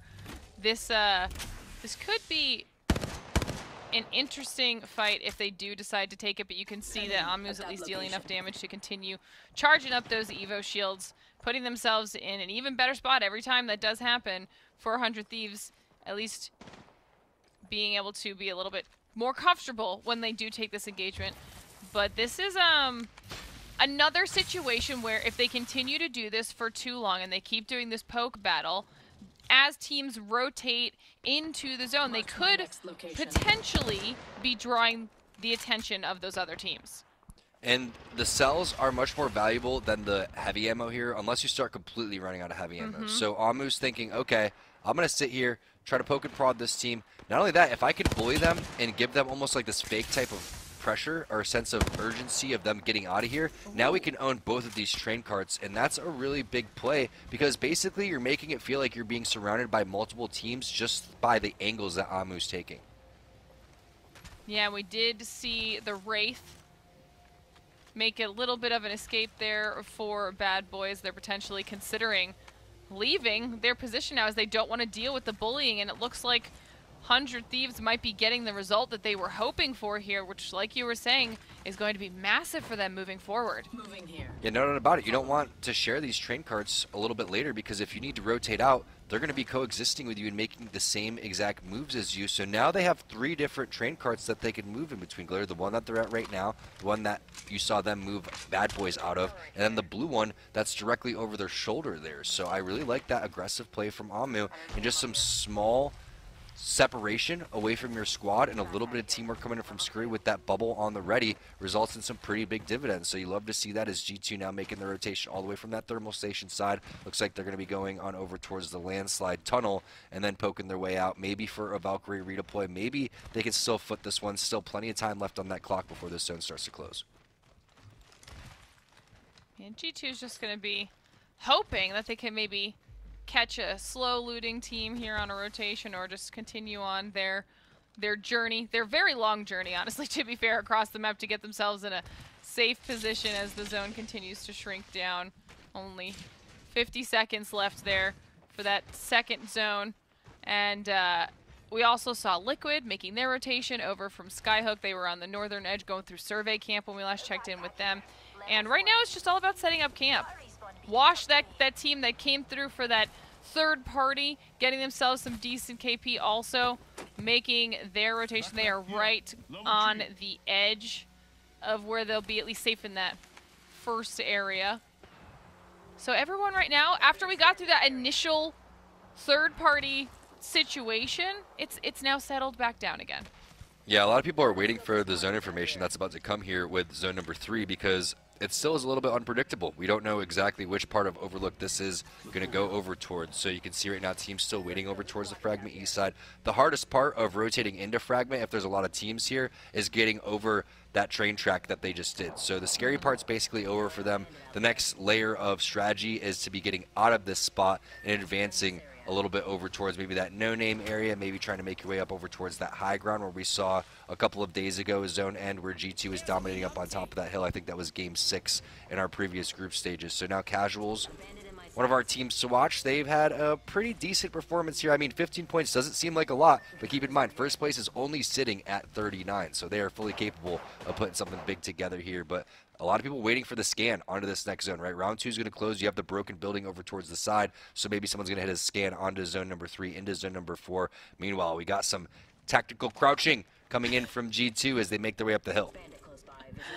The sneaky ascent, trying to find somewhere safe that they can go over an epicenter. Everybody, the tactical crouching, you know, they're in the process of trying to make that rotation though, and like we said, they could have happened. They are starting to spot out some teams in their general vicinity, going to see if they can maybe at least get some damage off, as they have taken some themselves. The bombardment is coming down just as a zoning tactic, making sure that nothing crazy happens that either team is unaware of right now. They don't want to push if they can avoid it, but Gent did get some high ground and it starts dealing some damage down below. The bubble is popped. This actually might be an opportunity for G2 to make that push. Yeah, let's hop into a quick listening with G2 and see. We know their footprints were silent. Let's see if their mouths are silent. I'm watching her back. Yeah, She is. you have traps? Put traps right here. Valk's trying to clean this back. Just tell me if they swing that side, Jet. I'm looking. He's playing on the crafter. At the bat. I can't cover you. Dropped an ult on them. He has short rampage, careful. Crack the Gibby.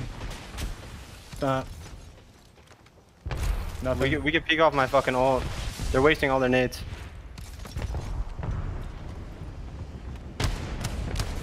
One's on the head. The Gibby has the charge rampage.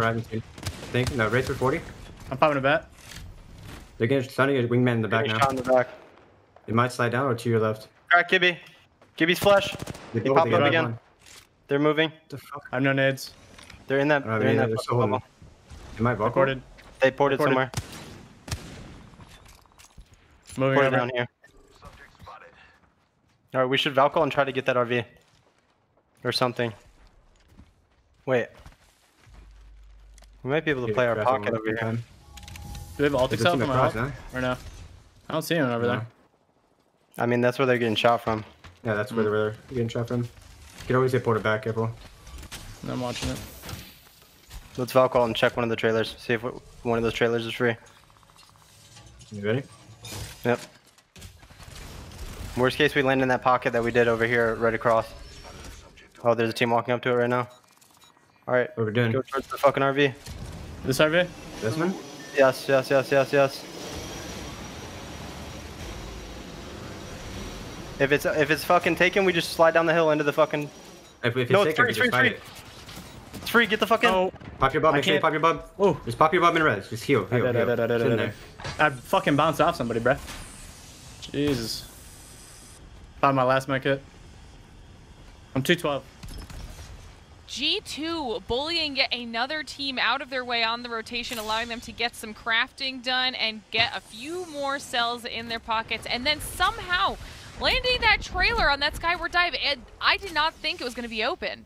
Caustic value really skyrocketing in that type of instance there. The bubble really nicely done too, making sure that you don't get knocked. Otherwise, some team would have completely full sent over there. I love that we were on board with 100 Thieves and Bad Boys earlier too, seeing exactly what trailer that was. And you had in the back of your mind when they were pinging that one, is that the trailer that 100 Thieves potentially rotated towards? Who's going to go and take that one? 100 Thieves didn't take that one. It's going to be G2 instead, living right next to them as neighbors. Team Liquid now looking like they want a serious fight. 100 Thieves in the kill feed too. This is where all of the action starts to unfold. Liquid deciding to bail on that high ground as the bombardment comes through. They don't want to have to take any additional damage if they don't absolutely have to, as they try to continue to land some of these wing shots. Ooh, a nice crack there with the wingman on Gilderson's. This is a pretty solid fight so far in favor of Team Liquid. They're playing this very well. They are. Now their bubble's going to go down. You could already see one player is going to be knocked, which means its full set is happening here very soon. And there it is. The shots coming through with the devotion. PK shots not connecting as hard as they would have wanted to. And that actually cost them their life in a 3v1. Now, all of a sudden, Nocturnal is going to get third party. That is so unfortunate. Just a couple missed PK shots, Glitter, and next thing you know, your entire team fight changes. I did not realize 100 Thieves was so close behind them. This is now going to be just free KP for 100 Thieves as they're able to capitalize on this situation here with Liquid and 100 Thieves working on finishing up that crew right now, getting some massive loot advantage out of it as well. And that almost seemed unfairly easy. It's interesting how they left one of their spots to go over here, and now Nocturnal's going to be ratting in no man's land over towards the lava side. But what a tough situation there. He's going to have to queue back into the portal. Maybe is going to go on over towards the corner here, but there just doesn't seem to be much real estate to go and work with. Looks like he was able to shake somebody, but what a tough situation for Team Liquid. That looked so clean up until the PK shots that whiffed around the corner. Meanwhile, you see Team Esports Arena, they're going to have to be moving here fairly shortly. Pings are coming down on over towards the southern side. Another skyward dive is going to be happening as 100 Thieves is going to be taking some shots up over from the high ground. But so many squads and such little room to work with. This is about to get crazy as all the teams are going to have to be forced into this little circle. Okay, Bad Boys just went down there in the kill feeds. That at least is one more squad down, but 14 teams still alive as 100 Thieves is trying to deal damage from on high to anyone in this general location as they are making that push into the safe zone. And they know that there's teams around them that they have to be looking out for, TSM being one of them. Look how TSM is using this little hill as a head glitch, still utilizing the train tracks as well. Inside of the train cart is where the rest of the squad is going to be. Reps doesn't look like he needs the bubble quite yet. That is 35 points to 100 Thieves 40, just to show you how close this leaderboard really is. G2 Resulta, he's down and out. More members from G2 still are alive, but that's a tough break for that squad sitting in first place. Good shots with the wingman right there. We've seen the wingman being utilized over and over again. C9, this is their home. They land over towards this side, give those kill leads on over to Zach Mazer. The winners from game number 3, trying to get the first double dub here on our match 5. A versus C, definitely the closest we've seen so far in the ALGS split 2. Who's going to take this one, Glitter? This is absolute madness. I don't know, but Vaxilon is absolutely shredding right now with those wingman shots. You see Xset deciding to make an early rotation away from TSM and 100 Thieves right now, not wanting to be in that engagement. You were asking what was happening with G2. We're down to Gent. Everybody else is gone. Okay, this is the last remaining hope for G2, but to be fair, they've already had a very, very solid performance on the day, so if Gent can rat for a few more points, they'll still be in a fantastic position, as 100 Thieves are now trying to make their way into some sort of a safe area. But this push right here into the next safe zone is probably one of the hardest ones they're going to have to make. Definitely brutal, but they do have double rotation legends here. They could Valkyrie Skyward Dive, they can go and hit that phase breach if they really wanted to. Right now it seems like Amu is trying to set them up for a fantastic phase breach, possibly to take the high ground, similar to what G2 did to them in the previous games. Maybe that was game number 1, I believe, as well, but it's a Skyward Dive. It's coming through at the very last second. Look at all of the Valkyrie passives. Tick, tick, tick, tick. Another Valkyrie going up on over towards the high ground. You can see pings going down on over towards the backside of the overlooked trailers, and they find a little bit of safe haven, but is it safe enough? It was like teams were just trading spots at this point. TSM also coming in after their Skyward Dive, holding the location right below a squad. They see people in the trailer right now that they have to worry about off on the side, and this is about to get crazy. They're going to have to decide if they want to push up and actually take this higher ground from the squad that was above them. Was that 100 Thieves that also landed over here? I believe that was 100 Thieves that while they were in the air, they saw TSM Skyward diving too, so they got theirs off just a little bit earlier and maybe got a little bit more of a safe position. As you can see, Antboy is going to go down to Scurry. Reps gets the knock right there onto Knock, so we do have the TSM versus ESA battle taking place. Duplex answers it right back with the Mastiff, and 100 Thieves are going to be loving what they see in the kill feed as our top teams are starting to fight each other, and it looks like they have a lot of free picks in front of them. Esports Arena is now out after that engagement. Wash finally goes down as well. We're down to the top 6 squads and 100 Thieves. Oh my god, in the time they were healing, TSM now ends up going down. Cloud9, like you said from the beginning, doing well in zones that favor them. Well, they are in a fantastic position right now as Gent is continuing to at least get some more placement points on the board for G2. No one's looking his way right now. It's such a tight leaderboard. All these points are mattering, and you don't know if Gentrify could still rack up some points with some kills along the way. And just when we say that, the caster curse is real. Amu gonna shut that one down with the Hemlock. Renegades, they're still in this one. C9, they're still there as well. As you take a look at the overhead, Renegades is in the middle of all of this fighting that's going to take place. Will they get pinched from C9? C9 big chilling on over towards the high ground. They do have to move here fairly shortly because they are on the fast side of the zone. So will it be a bubble forward from Albrili? Looking at the damage though, you can see almost 2k damage from Naughty. Albrili's rocking around 2.5k already. They've been just dominating in this game. They're in a really, really solid spot right now. They are slowly trying to move their way forward, but they know that there is a squad on their left still hanging out in that trailer that they have to be aware of. Renegades taking a lot of damage. Pow Pow in a bit of a rough spot right now. They're trying to hold off the team on their side. They're going to have to decide if they want to make that push. Buff Pathfinder's actually the squad inside of that trailer that's now going to have to also be making their way out into the fray. 100 Thieves making the push, deciding they want to try and take this engagement if they can and at least get some KP out of it before everything starts to get a little bit crazy, and they're able to get a couple but go down in the end. And C9's just watching all of this action unfold as the Nox gas grenade is in hand. Bubble is waiting to go away before he tosses that one. He tosses it on over towards the right-hand side. Tick, tick, tick, tick, just burning and stinking. C9 takes the dub, and wow, it is about time we saw a double dub right there. They take game number 3, they take game number 5, and do it in dominant fashion. I mean, defending home court advantage in such a tight lobby is not easy, but the amount of damage they inflicted through that entire game was something to behold. They looked very, very comfortable in that game. That was confident gameplay coming out of Cloud9, and they had such incredible positioning over all of the other teams there, especially in those final zone moments, that no surprise they were able to lock that one down. They didn't rush any of those decisions. They used all of their zoning abilities very, very well to their advantage. So huge shout out to Cloud9 for finally giving us a repeat win on the day and with 9 kills. But look at how many kills Renegade got. Look at 100 Thieves. Look at TSM. Even with the lower placement points, these teams are refusing to allow a gap to happen. Oh, it's still going to be anybody's game when we move into game number 6, but what a game number 5 overall. What a great day of Apex if you're just joining us. We've had probably the tightest leaderboard ever in ALGS history, at least for sure in the split 2 thus far. Amazing performance from Cloud9 overall, though, and like you said, keeping a lot of that action in front of them. They basically bullied their way all the way down that hill by landing so many shots. It was just so awesome to watch how they're able to execute at such a high level right there. But gotta catch my breath for a second because we still have one game remaining before we crown our champion.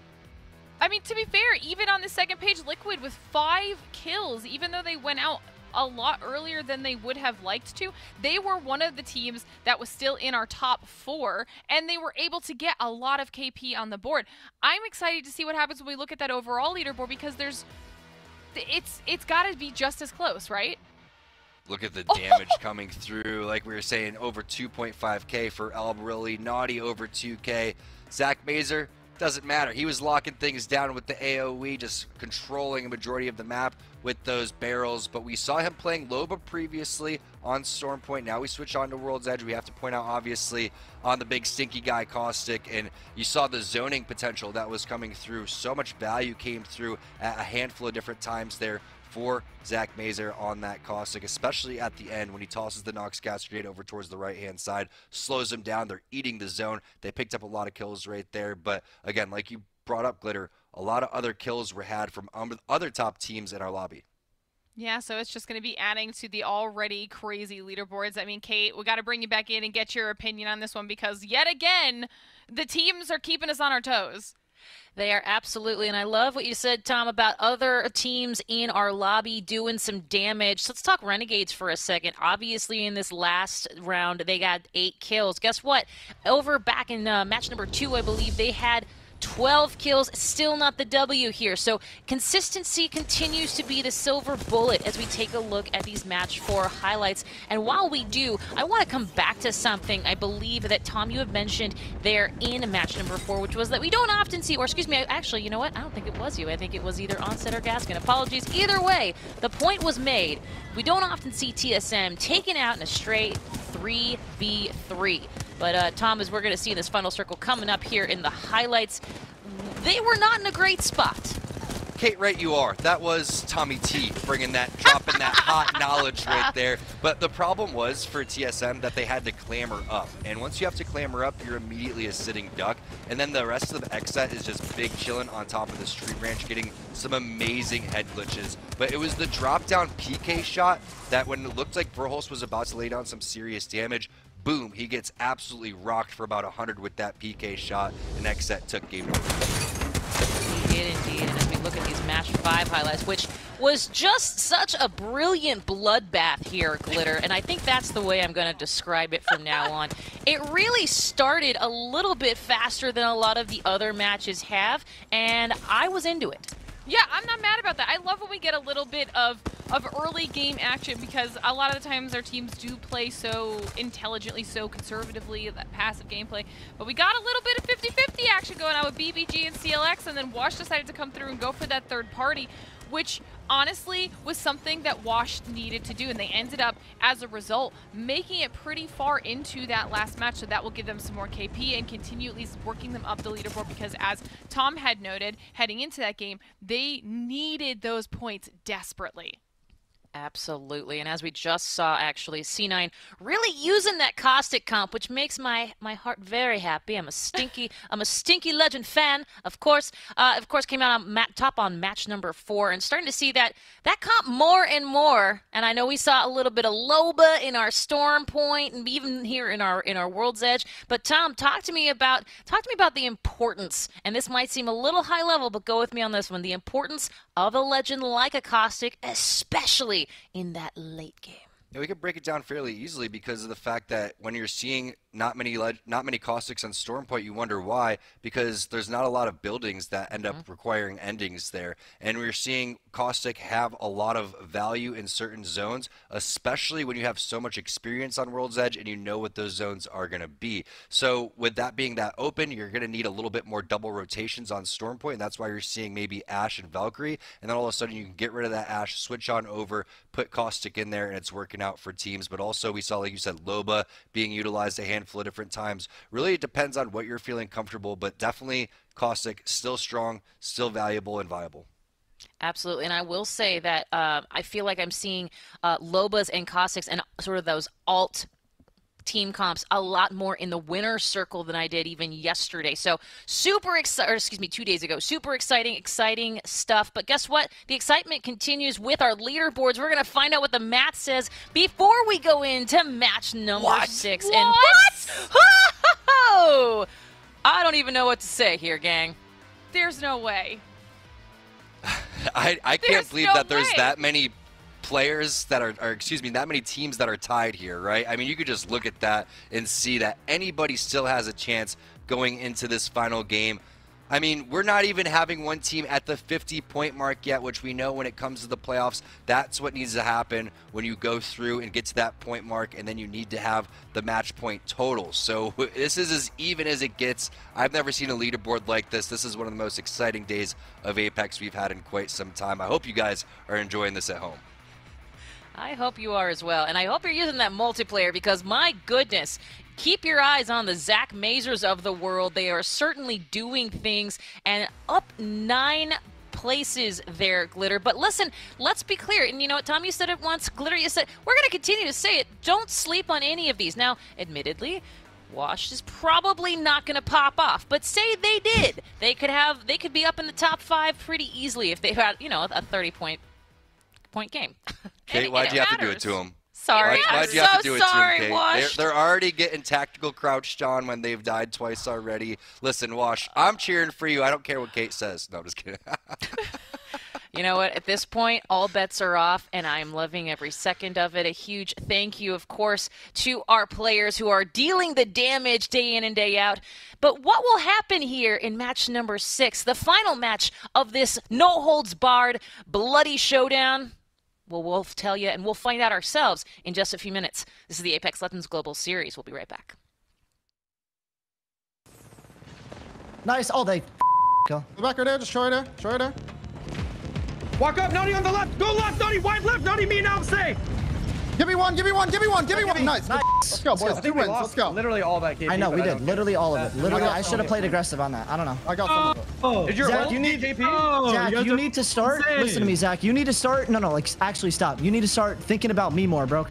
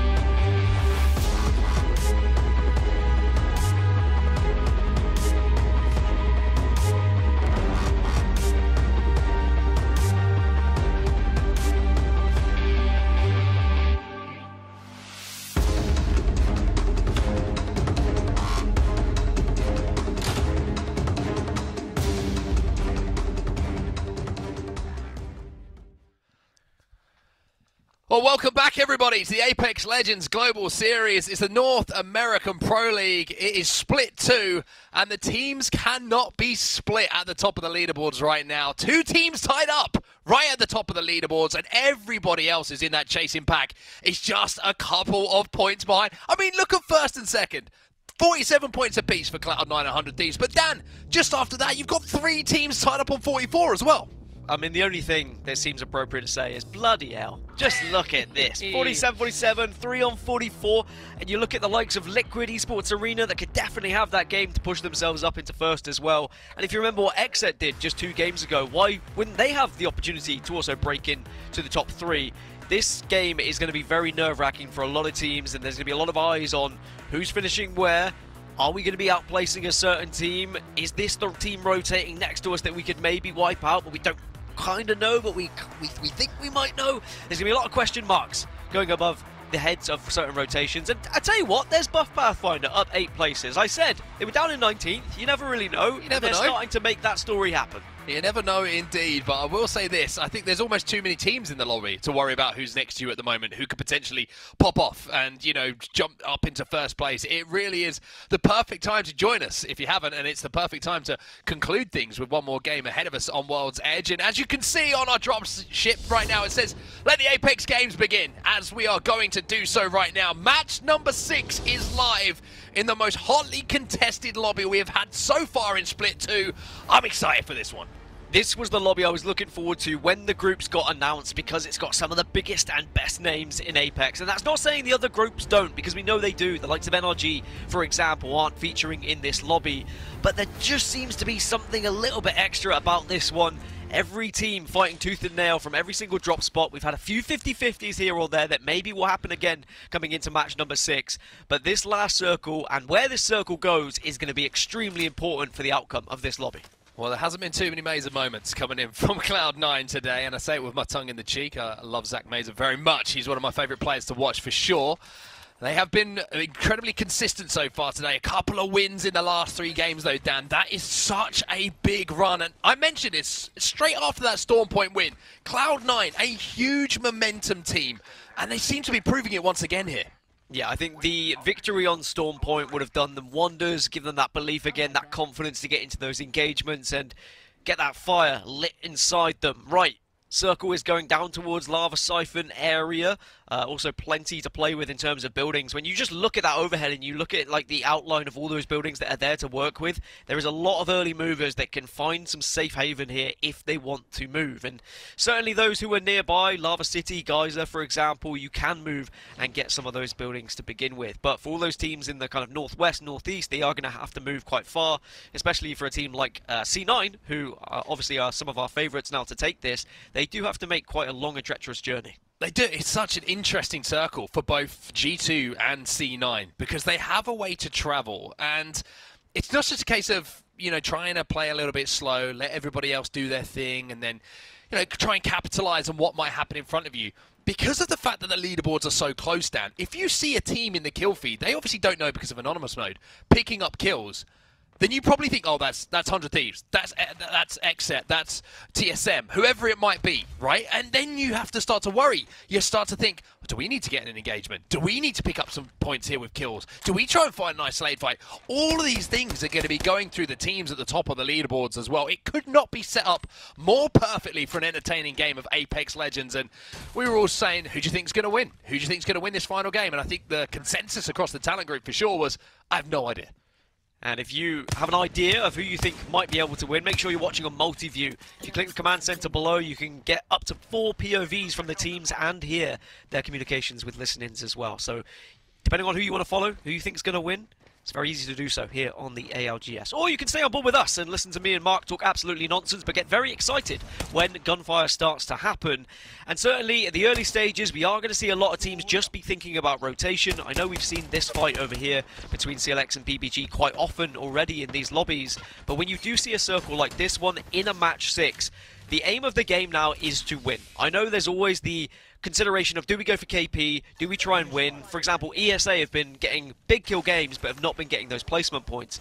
Because this is so close at the top of the lobby, I think the only way you can guarantee yourself from winning this lobby is to win the game. I agree with you. And speaking of ESA, they're only, I think it was 7 points behind first place, which is for them nothing. You know what I mean? That's a couple of team fights for ESA. So don't count them out yet. As Renegades also up at the top of the leaderboards. They're in joint second place, I believe, at the moment on 44 points, if we're going by points, not tiebreakers. So what a day it's been for them as well, and I think a welcome return to form for them as well. And this building here was one that I was certainly going to highlight. This is where we do see end zone sometimes popping up around that lava siphon area. For Nightmare, unfortunately, this is going to be the end of their game and the end of their day, as they will now be the first squad to be eliminated. Casuals moving in to clean up those pieces, but this is a fight that's happening down at the other end of the leaderboards, and we've got to turn our attention to that circle. Is he going to pull up to the hill houses? Is he going to pull to where we've just seen Renegades? Or is he going to pull into that open lava pit outside of Lava Siphon? So many things to be decided here.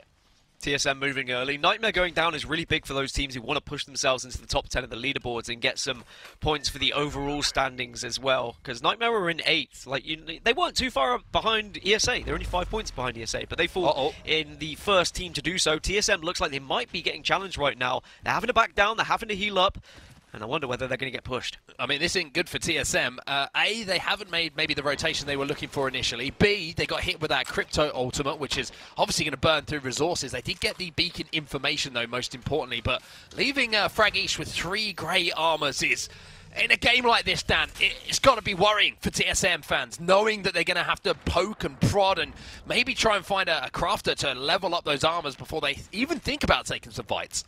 We have seen it before, though. TSM do seem to always find a way to get into that final circle. Playoffs. Just, yeah, they Game pick 6, up armors out of nowhere. armors. You know, it's TSM all over, right? It's definitely written in the stars for them. Washed, they're down to 2 players, but TSM, as we follow their story once more, just going through this vault area, and they're going to rotate via Geyser, it would seem. They do have the option, of course, to Valkyrie up into the sky if they do get into a panic situation, but for now I think they're going to be more than happy to try and get to this crafter, pick up any extra resources, and see if they can get some upgrades. Yeah, TSM in a Game 6 economy round. Oh, that is golden for Imperial Hal. You know when you open that door and you see a blue armor when you're running 3 greys that Hal's going to go finally. I'm sure he'll, you know, put it in his own way, but I think the final thought will be finally, and now they're checking all of these areas, and this is going to be the opportunity to craft those armors that I was mentioning. So TSM got to be very, very careful here. Reps has managed to get his armor crafted and up to blue. I wonder if Verhulst is going to try and do the same, because if they can get out of Geyser with blue armors, then at least there's an opportunity to teamfight, to survive a little bit longer. As on the right-hand side of your screen, you can see 100 Thieves, and you can see the comparison of the 2 players. Imperial House certainly out-damaging Onmu across the split 1 regular season, but this is a different looking 100 Thieves this split, Dan, compared to what we saw last season. Yeah, I think 100 Thieves, you know, they've had a lot of ups and downs and some pretty big ups, it has to be said. But the changes now that they've made, this 100 Thieves roster looks like it's far more consistent. It looks like they really have what it takes to get to those final circles consistently and actually get a lot of first places on board as well. With their slaying ability, they do take those 3v3s in a very emphatic fashion. But I've heard some things being said between TSM and 100 Thieves and some sort of rivalry developing. Not really sure. We'll follow that one and get updates maybe later on in the season. For now, I think both of the teams just need to focus on trying to win this game, because doing so should win you the lobby if you have a few kills going alongside it. G2, they've already made it into the first circle, but they've still got some way to go if they want to get into the next one. But of course, they don't have that information just yet. G2 just 3 points behind as well. Behind, excuse me. You can't be 3 points behind when you're not first. Anyway, I know what I'm trying to say. They're 3 points behind first place at the moment, and having been on top of the leaderboards for the majority of today's action, even though it is by the skin of their teeth, falling behind with only 1 game to play is certainly going to pile the pressure onto their shoulders a little bit. But I would say G2 a much better performance today than what we saw last time from them. It's good to see them back on form. An amazing round 1, but as you said, the last time we saw them wasn't that great. BBG getting involved in a fight. Bubble has to come down from their oppositions, and BBG fighting out of the red. They are very much being held right now. I wonder who this is on the other side of it. Is it going to be CLX, who have been trying to push them for quite some time? It looks like it might be. Good shots coming in from Tempest, but traded out. Wicked's going to be moving in now with the EVA 8. What season is this? Built by Gamers looking to close things out here, but look at that. Just poked out the door a little bit earlier than maybe you would have wanted to. It's a 1v1 here. BBG, no, you got to pop a syringe. You got to do something. Oh, and it's just not the finish you wanted to see. And CLX win the 2v3. CLX and BBG, they were fighting each other for so long so that the Zone was able to come in and join the battle as the third party. But CLX come out on top, and we get a little bit more information of that next circle as well. It's moving back towards Lava Siphon, towards that tunnel area as well, which a team can reside next to Harvester if they'd like to. And one team already has. You can see they've got their Loba down, and they'll be probably staying there for quite some time. As for the other teams, they're going to have to make their way in and try and find some of these buildings. And there is still a lot of play available. Lava Siphon is completely open, really. If you look on the left-hand side, no one's banked on it just yet.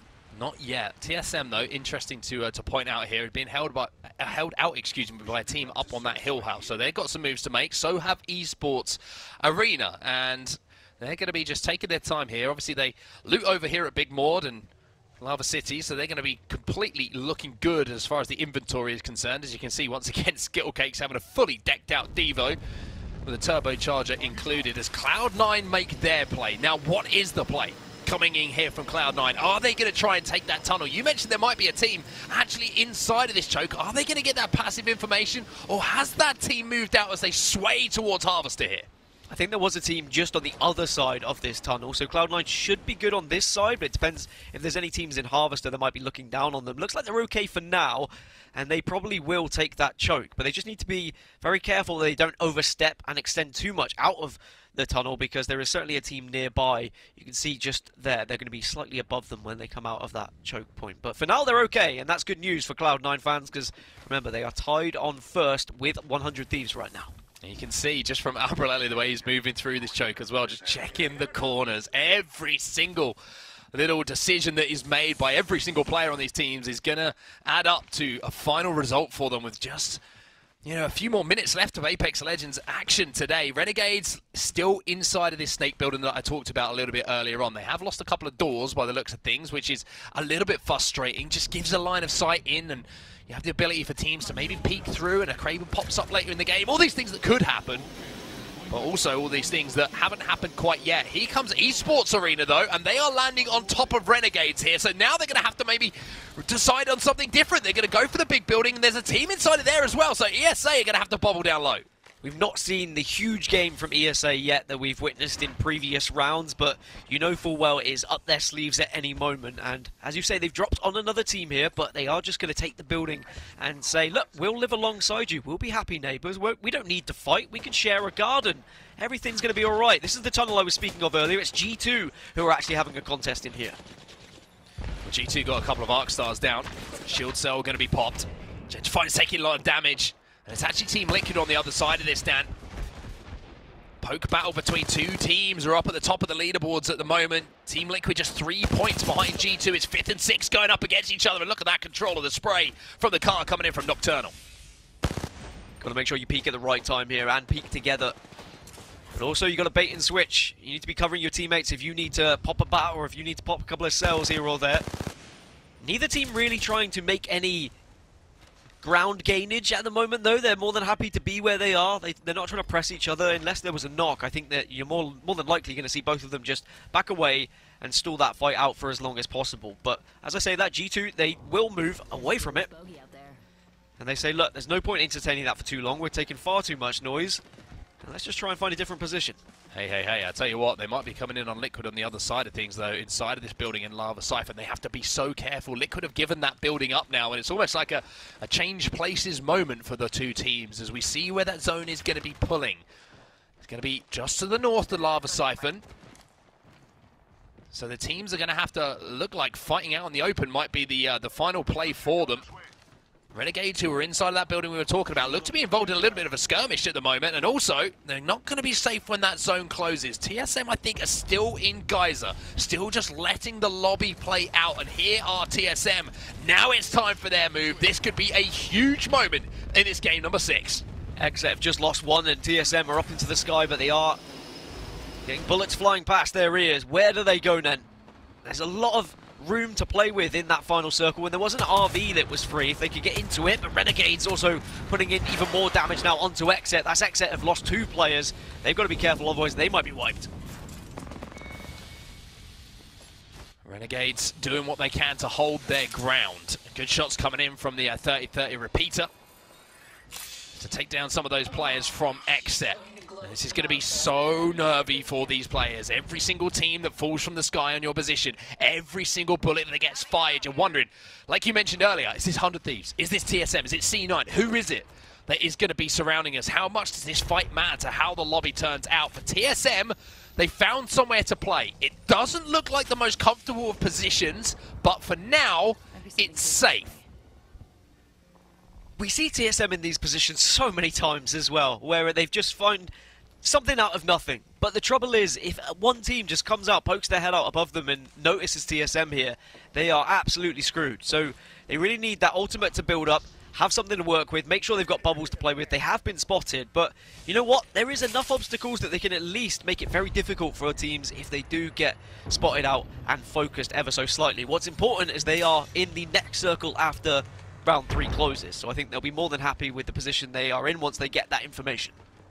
Well, there's a fight breaking out here on the edge of Harvester, and you can see that Cloud9 are looking at this and licking their lips. This is perfect opportunities here for Cloud9. Abralele is just going to wait. He's going to beam, but he's not going to be able to get the knock initially. But now he is as Casual goes down. Oh, Abralele! When you need a player to step up and make a play, pick up some KP. Albs your man. And that is probably the worst news for Casual as well, when they jet up into the sky and then they hear a charge rifle begin to beam them out of it. And Cloud9 will be more than happy to pick up a couple of free KP there too, to be precise, as now they look to try and finish it off and make it 3. Could be able to pick up some of these downs as well, and that'll just be extra KP going over to them. TSM still under pressure under this bridge though. And there is a team above them, maybe thinking about having a little look. C9 involved as well on the other side of things, maybe just finishing off that final player alive, or certainly one of the final players alive. And now TSM, oh no, Imperial Hal's got to dodge back to his teammates. He's got a Phoenix kit to work with here. He's got 1 battery as well in the backpack, and that's something to talk about as well. TSM can't afford to take too much damage here. The kit is not looking good for heals for Hal. This was my worry. When they got spotted out, you're at such a disadvantage if a team tries to focus you. And there's also going to be a lot of noise being made when they do shoot you, which is naturally going to draw the attention of others. I think it was Liquid that spotted them out. Yes, it was. But Liquid say, we'll have a look. We had a peek. We know you're there. We're letting our presence be known, so you're terrified. And we'll be back a little bit later, maybe to clean that up. But TSM, for now, will still be alive. But perhaps that little engagement might be enough for them to try and question where they position themselves in the future. I mean, the crazy thing is, though, look at where the zone is pulling, and look at where TSM are located. They are about as central as you could possibly ask for. The only team at the moment who is inside of that circle. So incredible zone knowledge, maybe a little bit of fortune going their way. I'll let you at home decide. But for now, TSM, even though the position doesn't look like it has a huge amount of cover from some of the teams around, it's probably one of the best ones in the lobby. It's a good position when you look at it objectively, yes. It's just whether they can win that engagement against Liquid. If they take the fight versus Liquid and they win, they set themselves up to maybe win this game. But if Liquid push it right and get some support from others in the lobby, then TSM could be wiped very quickly. So it's going to be teetering on the edge, really, as 15 squads now remain. And the circle will close and make this very difficult for a lot. But Renegades have got great vision from this area. But sooner or later, they will have to move closer to where TSM were. Duplexes in the kill feed as well as ESA pick up a kill or a knock at least onto 100 Thieves. And that could really mix things up if ESA managed to take down 100 T. We'll have to see how that kill keeps going down. It's actually going to be C9 as well in the feed, as Zach Mazer uses his gas to pick up another knock onto Scurry. So C9 in problems, and so are Renegades on our screen right now. I think the biggest thing for me is just looking at that kill feed, seeing 100 Thieves losing 2 players now, and they are on the brink of being wiped. Esports Arena on the other side of this. They were able to get the initial knock onto 100 Thieves and put them in these dangerous moments as Renegades still trying to do what they can, see if they can maybe get the wipe. Duplex still finding something onto Furia as well. A lot of teams being forced together right now. Madness is going to retreat to his team as well, because he just saw half the lobbies inside of the building. Looking across him, and the last thing you want to do is over-peak there and be 1 to 4 from your team. And have to say, sorry boys, that's my bad, as ESA start to warm up a little bit here. Zach Mazer also in the kill feed for Cloud9, but Duplex is the POV we're watching right now from ESA. We mentioned how they're not too far behind that first place spot. They've already got 2 first place spots out of 2. Could this be a third as Duplex pops through the window and says hello?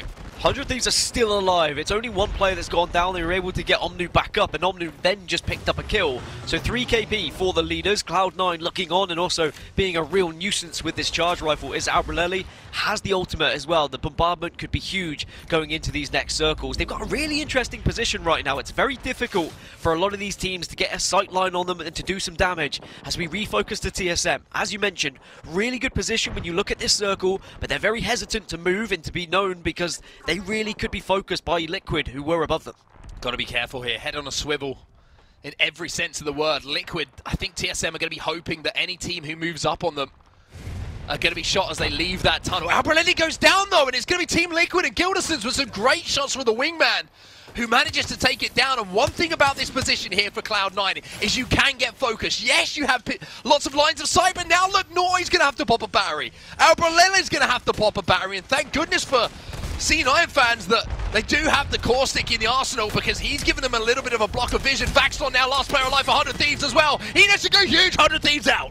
100 Thieves out. Remember, they were tied for the lead, so that's amazing news for the likes of Cloud9, Renegades, TSM, and Team Liquid, who are chasing even ESA. One down for TSM. They're in a sniff. Oh, and TSM, they've been focused.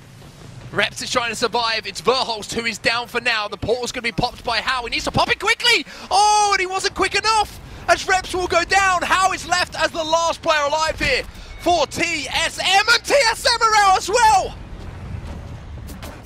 TSM down, 100 Thieves down, Cloud9 also in a spot of bother. Need to get this ultimate down and play around with these bubbles. G2 come in to tear through. Could they ruin the party for all of these teams at the top? G2 are just looking on everyone at the moment. They've walked in from this side of the zone, and they are the only team to do so. So they have the opportunity to pick up kills. That's going to be knocked from ESA, who goes down as well. So G2 picking up the kills, and they eliminate Esports Arena. G2 stepping up in Game 6 here, and they have control of this side of the circle too.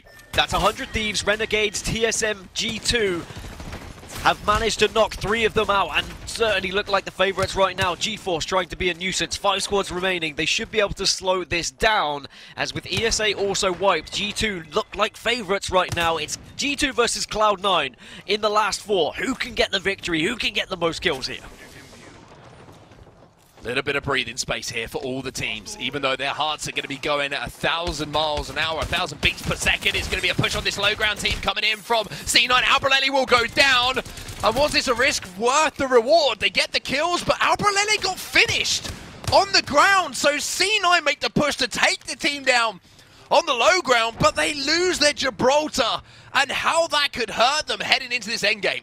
And remember, C9 had a 3-point lead over G2 coming into this, so very much kill points going to come into the equation. Cloud9 currently on 61, but down to just 2. They've got 7 KP from this game. G2 are currently on 54, so they really need a victory here, and they need to wipe out Cloud9 in the means.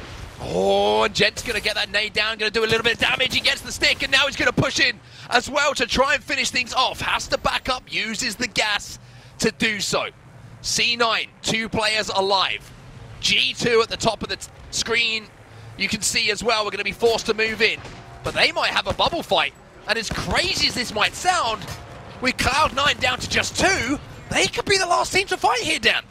If Cloud9 are the last team to fight, they could maybe walk away with some extra placement points, which is what they need. Even just a couple of kill points could help them out here, and there could be the first one. Get that finish ASAP if you are naughty, because G2 are going to come in and clean this up. G2 are moving in. G2 might be able to pick up the win. Shots on the player down on the floor. 3 squads remaining, and I'm pretty sure that G2 in the final game will have that game made easy for them. But I tell you what, to work their way into that position, to keep their cool, and to execute in those final moments, G2 deserve the win. And I think they will be top after we finished. It's close. Honestly, it is so close because of the KP that Cloud9 was able to pick up. Ooh. G2 were 3 points behind going into it. I can't wait to see these leaderboards, because honestly, I was trying to work it out, and I was those last kills, because of the way the observer works, we didn't even see who those kills went to, who they were credited to, and it could be down to just 1 or 2 kills that actually make the difference between Cloud9 and G2 here. Let's take a look at these points. Oh, G2 get 16, Cloud9 get 22, and that will mean Cloud9 will do enough to win this lobby. Oh my word! What a game from Cloud9, by the way. And I just wonder if Noi, as last player alive there, managed to just pick up a couple of extra KP on his own just to finish off it down, whatever it might have been. That could have been the difference across 6 games of Apex Legends today. Cloud9, 22 points. A big game from them. G2 with the win, but as you say, It doesn't look like it might be enough for G2. C9 may have just held on to first place with that 22-point bomb. Yeah, they do hold on to it. I can confirm it. I'm doing the maths in my head. I don't need to because Cloud9, they were ahead of G2 coming into this. No one else in the top 5 gets even close with the points total. So C9 will walk away with a win. A disappointing end for TSM, who were in a really good position, but unfortunately just too many teams focused them at one time. You could say the same for the 100 Thieves as well. They dropped short in match number 6, but what a day it's been, and what a set of games for it to be that close and to come down just to one push, one set of kills between these teams that are in the top 5. Every single time we saw in the kill feed one of these top teams lose a player, it was a heart-in-mouth moment for any fan of these squads. It certainly was. We'll take a look at the stats of the G2 squad who just picked up the win in that final game. Unfortunately, it wasn't enough to pick up the win in the lobby overall, but you got to give a shout out to Jetner at the end as well. 1.4k damage for the Valkyrie. Designful just in behind him with 632 damage, but certainly navigating his way through that game extremely well in those final moments. But I mean, what a day it has been, Dan. I think you summed it up perfectly. It has been probably the most competitive lobby we've seen so far. All of the big teams in the running as we go into Game 6. And that's what we want to see, right? We want to see it come down to these final moments. And you have to say C9 were the ones who held their nerve. If I'm worried when I'm watching a last circle, then you know full well the players are worried. And I'm sure fans of those squads are kind of holding everything together and hoping that their team is able to break through in those last moments as well. But just amazing kind of confidence that we're seeing from these teams to make certain pushes, to go for certain plays, especially in lobbies that are this closely contested.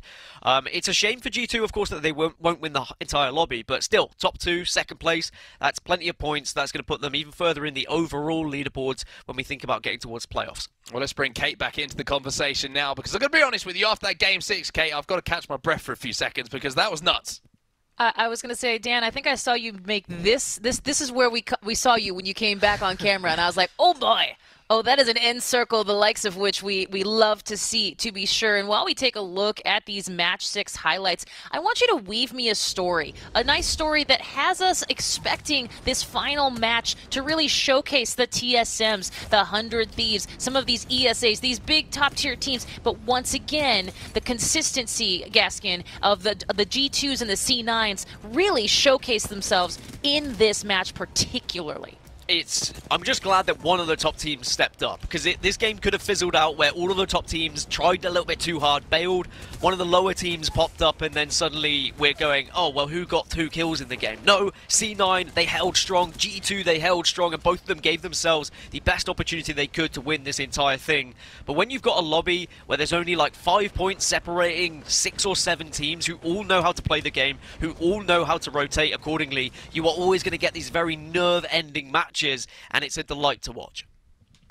Absolutely. And Onset, I want to go back to something real quick while we think about this final game here, as of course we look to the future, because this is the end of our first round robin turnaround? I don't know how that's called. Anyway, the first part of our round robin, our double round robin, starts next, which is going to be great. But as we talk about that, I want to real quick go back to something Gaskin said earlier on in this tournament, which is that fight or flight scenario that involves rats. We saw a couple of different times throughout these 6 matches where some of these top teams, I'm thinking, you know, the moment that TSM was really put on their heels by one rat, the number of different times we've seen rats go through and possibly make their way through into better kill placement points.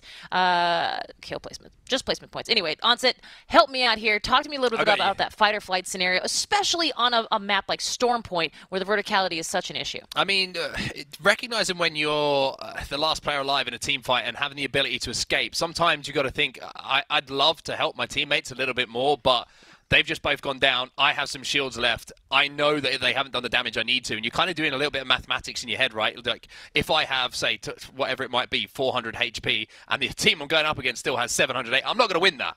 So you've got to give it up. You've got to just try and escape. And you can do that a little bit towards the end circles because you have multiple teams around. If you can, and then if you survive in those few moments, all of a sudden the team that's fighting you might get focused. You can pick up an extra placement point. You might be able to find another rat or influence another team fight that's going down. So it's that momentary recognition of when do I leave this fight and have to give it up to try and survive and get points in any way I can to push the teams up the leaderboards. You saw how tight it was today at the leaderboards at the end of it. One of those decisions could have been the thing that changed it all.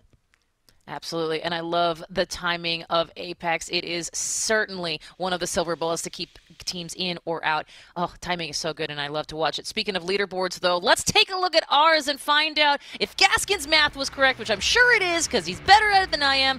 GG, Gaskin, GG. It's almost like there's an in-game counter that tells most of it for me, and I just have to do very minimal math, which is always a good scenario. Cloud9 on 69 points. G2, unfortunately, falls short even despite the victory. 100 Thieves dropped down 1, but Esports Arena popped themselves into the top 4 on 50 points. So they didn't have the biggest and best of weeks, but they're consistent enough to still be in that conversation. Unfortunately, TSM dropped down to 6th, but that's how close all of this was, right? Like, just a couple of places were determined by 1 or 2 kills, or even just 1 extra placement.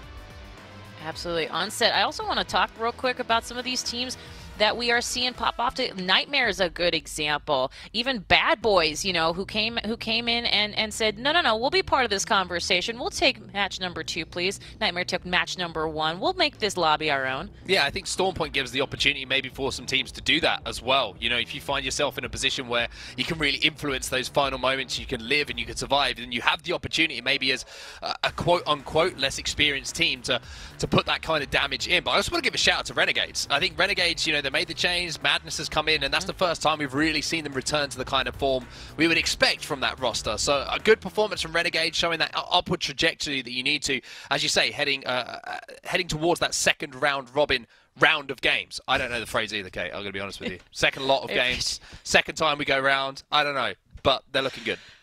They are looking good indeed. I was a big fan of Renegades today for sure. Well, let's take a look. Yesterday, we got to see some of these teams in our overall, but guess what? Today, we get to see the full overall schedule, the full overall leaderboard, and what this has mean for where we are today. Guess what, though, Gaskin? ESA still on top, but not by much. But that shows how important it was, right, that they were able to push themselves up into that top 4 and get those extra points for these overall season standings, so they can stay that little bit ahead of NRG and make sure that as long as after these next round robins they play the same way, they should go in with the most points possible into playoffs, because of course with match point format you get those extra points if you are in first place, but NRG definitely close to taking that from them.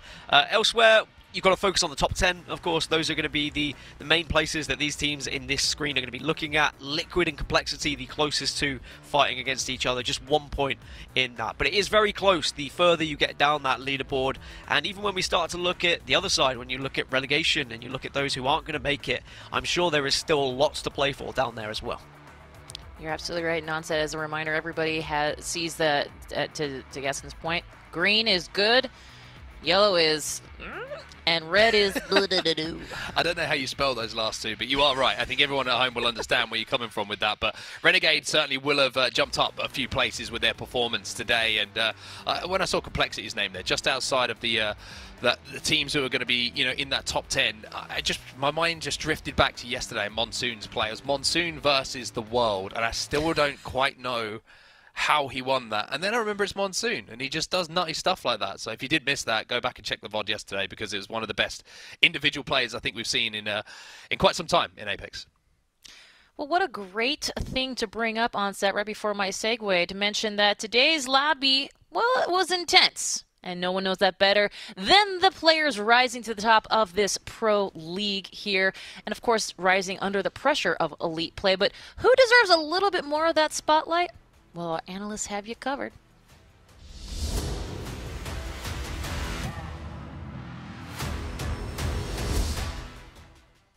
Okay, Onset, I'm looking at you. Talk to me about who it was that you had in your sights today. Who was exciting? I'm going with a kill-stealing, bubble healing, 30-30 repeating Gibby with a gun. His name is Albralele, and the man was popping off today for C9. I loved watching him play. The amount of damage that we saw in his stats after games, every single game, it was unbelievable, and it was the consistency of it. And one thing I loved about, I mentioned this at the start of this split for C9, there was a lot of change in who was playing what legend, right? And I love the fact that Albralele took it upon himself to say, do you know what? I know I'm mechanically gifted. I know I can do this insane stuff that nobody else can do, but I'm going to play the Gibraltar. I'm going to be the glue for the team. And you can see why here. The way that he was playing around and he had his two teammates playing around him today was the secret to a lot of their success. And he was also just doing so much damage and picking up kills on edge of zone and doing like we were seeing in that game number 6 that really did have an impact. Also, in the game that they won, I think it was game number 4 or 5, where he used that Nox gas and saved it right until that last moment. That just shows, you know, a little bit of professionalism to keep you calm in those big moments. I love it. Any kind of stinky gas helps me out. I love that so much in game. It's so much fun to watch. Gaskin, talk to me a little bit about who it was that had your heart today. Difficult. There was a lot of players that could have been in this segment that we could have highlighted. I'm going to go for Duplex from Esports Arena. I mean, I think that Esports Arena have been a standout team for the last week or so. And Duplex, I want to give him some love because it's another Gibraltar player. But when we talk about that fight or flight moment, right, where do you run away, do you stay? As a Gibraltar, you very rarely get the opportunity to run because you are a big guy who is an easy target. Duplex, he holds his ground, and today and previous days as well, he is always a player who just manages to get that damage done, often with a Mastiff or any automatic weapon that he has in his hands as well. He stays, he fights, he gets his teammates back up. Having a gold backpack so many times as well has really helped this team stay alive, and probably why we've seen Esports Arena find so much consistency. There are a couple of times we could have seen ESA drop down in maybe 12th or 13th places, but Duplex was quite often the last remaining player, got the kills, got his team back up, they stayed alive and they carried on. So a lot of love for the Gibraltar players today, it would seem. They are getting the love, and we appreciate the Gibbies for sure. One thing we also appreciate, kills. Let's take a look at the kill leaderboard and see where our pros stacked up here. Onset, there you go. I guess you see ESA at the top for a reason.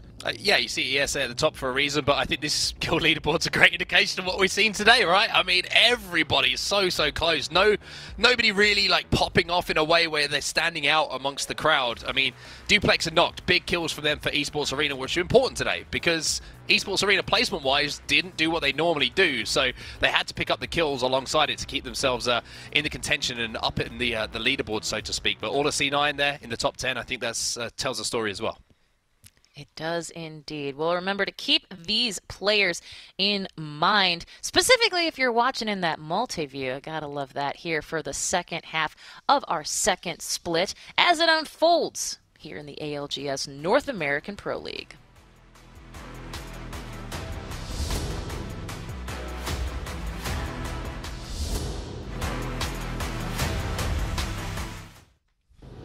Well, there are a lot of things to say, and certainly me making the mention about like Godzilla versus Kong at the beginning, and now having exactly this feels this, and I'll maybe this is a question for you, Gaskin. Did today's tournaments feel a little different than the rest that we have had in the last few days? Yes, I do think they did feel a little bit different. I think the reason was because we didn't have a clear leader going into any of the matches, really. Like, anyone could have won it, whereas most of the other match days, we've had someone who should win the match, and even though there's been the possibility of others catching them, I just think the difference in how close it was made it very different indeed. I just wonder, Kate, do you know any other Titans apart from Godzilla and Kong? Because, you know, you talk about Godzilla, you talk about Kong, but then... Mothra! How much further can you go, all right? Mechagodzilla. Mothra. I looked it up earlier. I apologize. That's the truth. I know Sharkosaurus or whatever it is. That film. It's the only one I know. Is that even a thing? Sharkosaurus? If it's not, I've trademarked it and I'm making a film on it, so don't steal that, everyone. That's right. Speaking of things we don't want to steal, because that's a segue I could use. Either way, someone I do want to steal on any Apex team I'm involved with, but I love watching in the Pro League, is a guy named Zach Mazer. You know him, you love him. C9's own. Well, he's with Tom right now for a little bit of chat post-game. Tom, over to you. Let's be honest, the only Titans y'all know are Attack on Titan, because we're just straight-up gamers over here. Zach Mazer, happy birthday, man. You're still recovering from that great meal 5 days ago, aren't you? That was a lot of food. That was a lot of fun with my friends.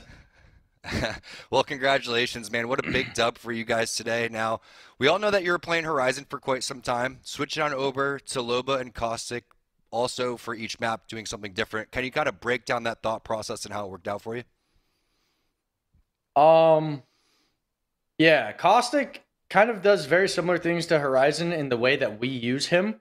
So we kind of just inserted the Horizon playstyle with Caustic, and it was just a better pick for us, and that works. And I am probably the worst Loba in the history of gaming. So I'm not going to give anyone any advice on Loba. I'm hitting the film. It is unbelievable what I managed to pull off with that character. I'm lost. So I got to learn too. But hey, brand new to it, like you said. So there definitely is. This is expected, I guess. There was a time where on your screen in Storm Point, and you kind of took an angle to go fight 3 players. You tossed your bracelet out. You did a little strafe left and right, and got right back to your teammates as fast as possible. I'm not sure if you remember that one, but hey, I thought that you played amazing today. Congratulations, 2 wins on the day, man. Both on different maps. Both times you had to defend your POI. How tough was this lobby today, and what was it about those 2 games that helped you guys get the dub?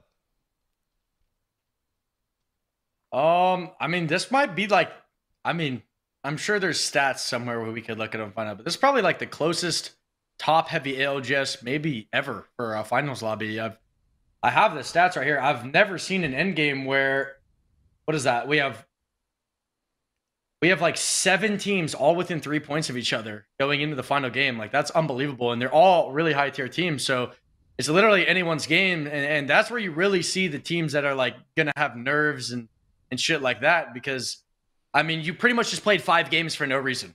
You just played 5 games for no reason, and whether you're getting 1st or 8th is all in this last game. And oh man, if you're IGLing or the fragger or the Gibby player, like all you want to do is just not mess it up. So the nerves there were crazy, but we ended up pulling through. We played really well. We definitely made some a really embarrassing mistake at the end, but we played the rest of the game really well and made up for it with kills. It's kind of what we're known for, so it is what it is.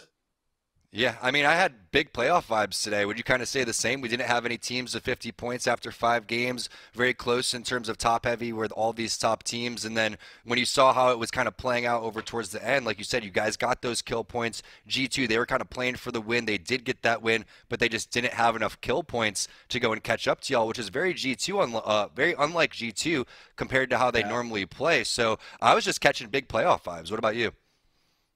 I'm not sure. I'll be able to give you an answer after I watch the day back through the map, but it felt like a mix of like maybe everyone had a really good day or maybe everyone had a really bad day. I'm not sure which one it is, but it is definitely one.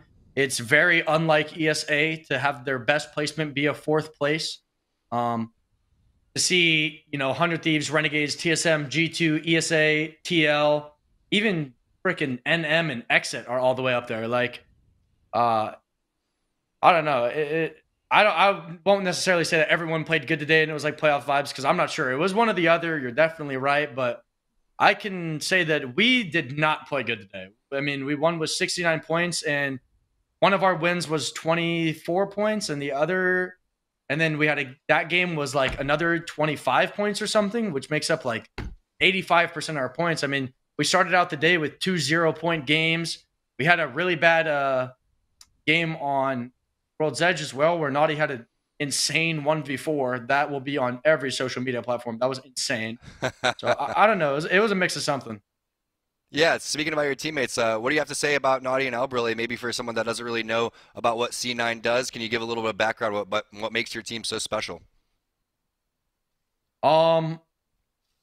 Between Naughty and Alb, excluding me, on any given day, either one of them will just carry the entire team. Like, you'll see games where Alb will just straight up 1v3 a squad, and then you'll have games where Naughty 1v4 is a squad, and there's not many other teams like that. I would say maybe ESA and maybe NRG with Nate only have dynamics like that, where they just have these players that consistently will 1v3 the other top teams in the league just from one small mistake happening. They're insane. I mean, Alb, a lot of people already know this. This is old news, but we didn't plan on Alb playing Gibby. We didn't plan on any of that, but he's really fit into the role well and really accepted what he's going to do on the team. And he's really climbing the ranks of Gibby players. Definitely some troll moments in that last game, jumping down alone. But outside of that, he's really playing his role great. And Naughty's doing the same shit he always does. He's just killing everything. 7 kills in that last game really brought us that dub. And then maybe not a lot of people that know about PvP and your coach there. What does he do for your team, and what's it like having a former pro player come in and help fill that role and maybe be that 4th player for your team? I mean, People aren't going to agree with me on this, but that's fine. That's kind of, I guess, what I'm known for. But I think a coach in BR is unexplainably important, almost just as important as like a League of Legends or Valorant game. A coach in this game is worth more than Dottie, me, or Alb. Like, people are unexplainably undervaluing what these people are capable of doing for you. Now, how you utilize them and what they do for the team varies a lot. Like, I've heard Hal's take on his coach and having G-Dolphin in the past and how he's not sure how valuable they are. Or like on our team, it's like PvP does everything. I mean, everything. It is unbelievable what he does for the team. I think having a coach is unbelievably valuable. I will also add on to it, though, that Apex is still a young enough game and there aren't enough retired players or ex-players that are better than, Hal, or better than Sweet, or better than Design, or better than myself or Nocturnal at IGLing, right? So when you're finding these coaches, it's really important to use them for a lot of like analyst work, because the coaching can be a little tricky when you might be able to IGL better than that person. So that's where the coaching gets a little iffy, but the analyst work that they can do is unbelievable. I think it's hard to argue with that, Zach. Congratulations on a fantastic day. I know you guys said you didn't play your best, but hey, it was one hell of a night of Apex for Apex fans out there. We're going to toss this one back on over to Kate at the desk. Everyone, have a good night. Well, a huge thank you to Zach for that really fascinating look at their in-game leader, at their strat. My gosh, Gaskin, I feel like there's so many things that we could take and take little snippets of and put out on Twitter and go, yeah, this is how you play, this is what you do, and this is the mindset to keep. It's also how you do an interview as well. Hats off to anyone who can put an interview out like that and just be very honest. He thinks they played bad, and I think that, as commentators, we always try and focus on the good things. Sometimes we'll highlight some bad plays, but I think he hit the nail on the head, where it wasn't a case of everyone playing amazing today, so it was so closely contested, but no one really finding that intense consistency that we've seen from certain teams, which is why we went into Game 6 with nothing mattering before, as he put it. Like, okay, it mattered for some of the lower teams who were fighting for those placements, but for those top 6, 7 teams, like, they should have been able to win that from Game 4 if they had found the consistency that we've seen in previous weeks, but no one did, and that's what made it so exciting. That's why entertainment was there for us, and that's the reason why they played 1 to 5 today, because it put on entertainment value for all the fans and us here. Absolutely, and I love what Tom mentioned on set about reminding ourselves that playoffs are a match point game, and if this was that, we've only gotten to 50 points after 6 matches, I should say. So an interesting consideration when you look at what the playoffs mean for our championship. I think it leads into what Dan was saying and what Zach was saying as well, right? The fact that nobody really popped off means that, there's that consistency and there's a battle between teams now where when they are at their top level, who is going to be able to put up a huge amount of points quickly? Match point, it's difficult almost to compare it to this format because I feel like it is a lot different. There's a lot different ways to play it. And I think, heading towards playoffs, I think the greatest thing that we can see from this group is that our top teams are vying at a similar level. It's going to take someone to have an unbelievable day to call themselves champs. Well, that's a great point. And speaking of unbelievable days, Onset, the talent predictions are in. And I just am going to sit here and wait, hey, what? We're joint winners, Kate. Wait, are we the big winners? Have you noticed? Oh, by the way, I thought you were going to, because you were... I want to point something out here, Kate. I'm sorry to take the floor here, but I will say that every single team I've picked as a prediction so far has won a match day. No one else can say that. Wow. Maybe someone else can say that, but I said it with enough confidence that maybe people will believe it. Kate, we talk about consistency, right? We talk about good weeks, bad weeks. Mark is just, usually terrible, but he's had an alright week today. Like, he's only beaten us by 5. Like, well done. Win's a win. You were okay, you got the win, but, it's an average points. Average points across the season. I was only 5 points behind you. You look back at other days where I got 30, 40 extra. Like, I get the big dubs. Can't hear you up here on this first place podium. You're just below me on that. Yeah, it's a temporary placement. It's not even second, is it? But it's just last. It's temporary medal. Yeah. What they said. Either way, let's keep this party train going, and that means it's time to talk about the next time you're going to see these faces on, and that will be this coming Thursday, 5 p.m. Pacific. That is it's not 1 a.m., 12 a.m. GMT. More NA action. It's the continuation of our double round robin format, which means we get to see these two groups go up against each other yet again. Those will be a little bit later, but our first two groups will face each other this coming Thursday at 5 p.m. Woo! It's going to be exciting. 5 p.m. Pacific. Exactly. And hey, you know what? The excitement continues. And remember, all of this great content isn't just here on our broadcast for our tournament days. No, friends. Twitch.tv/PlayApex. But of course, Twitter has our Play Apex Esports. Our Play Apex Esports on YouTube. That's where you're going to see some incredible series. You're going to see some great commentary, some endgame circles. Everything you need to be a better player is right there. It's going to be fabulous for sure. And at this point, I'm going to say a huge thank you to our cast, to our crew, and of course a huge thank you to the players and the teams that came out swinging in today's lobby and kept us guessing all the way to the end. So until next time, this is the Apex Legends Global Series Pro League for North America, and we'll see you later.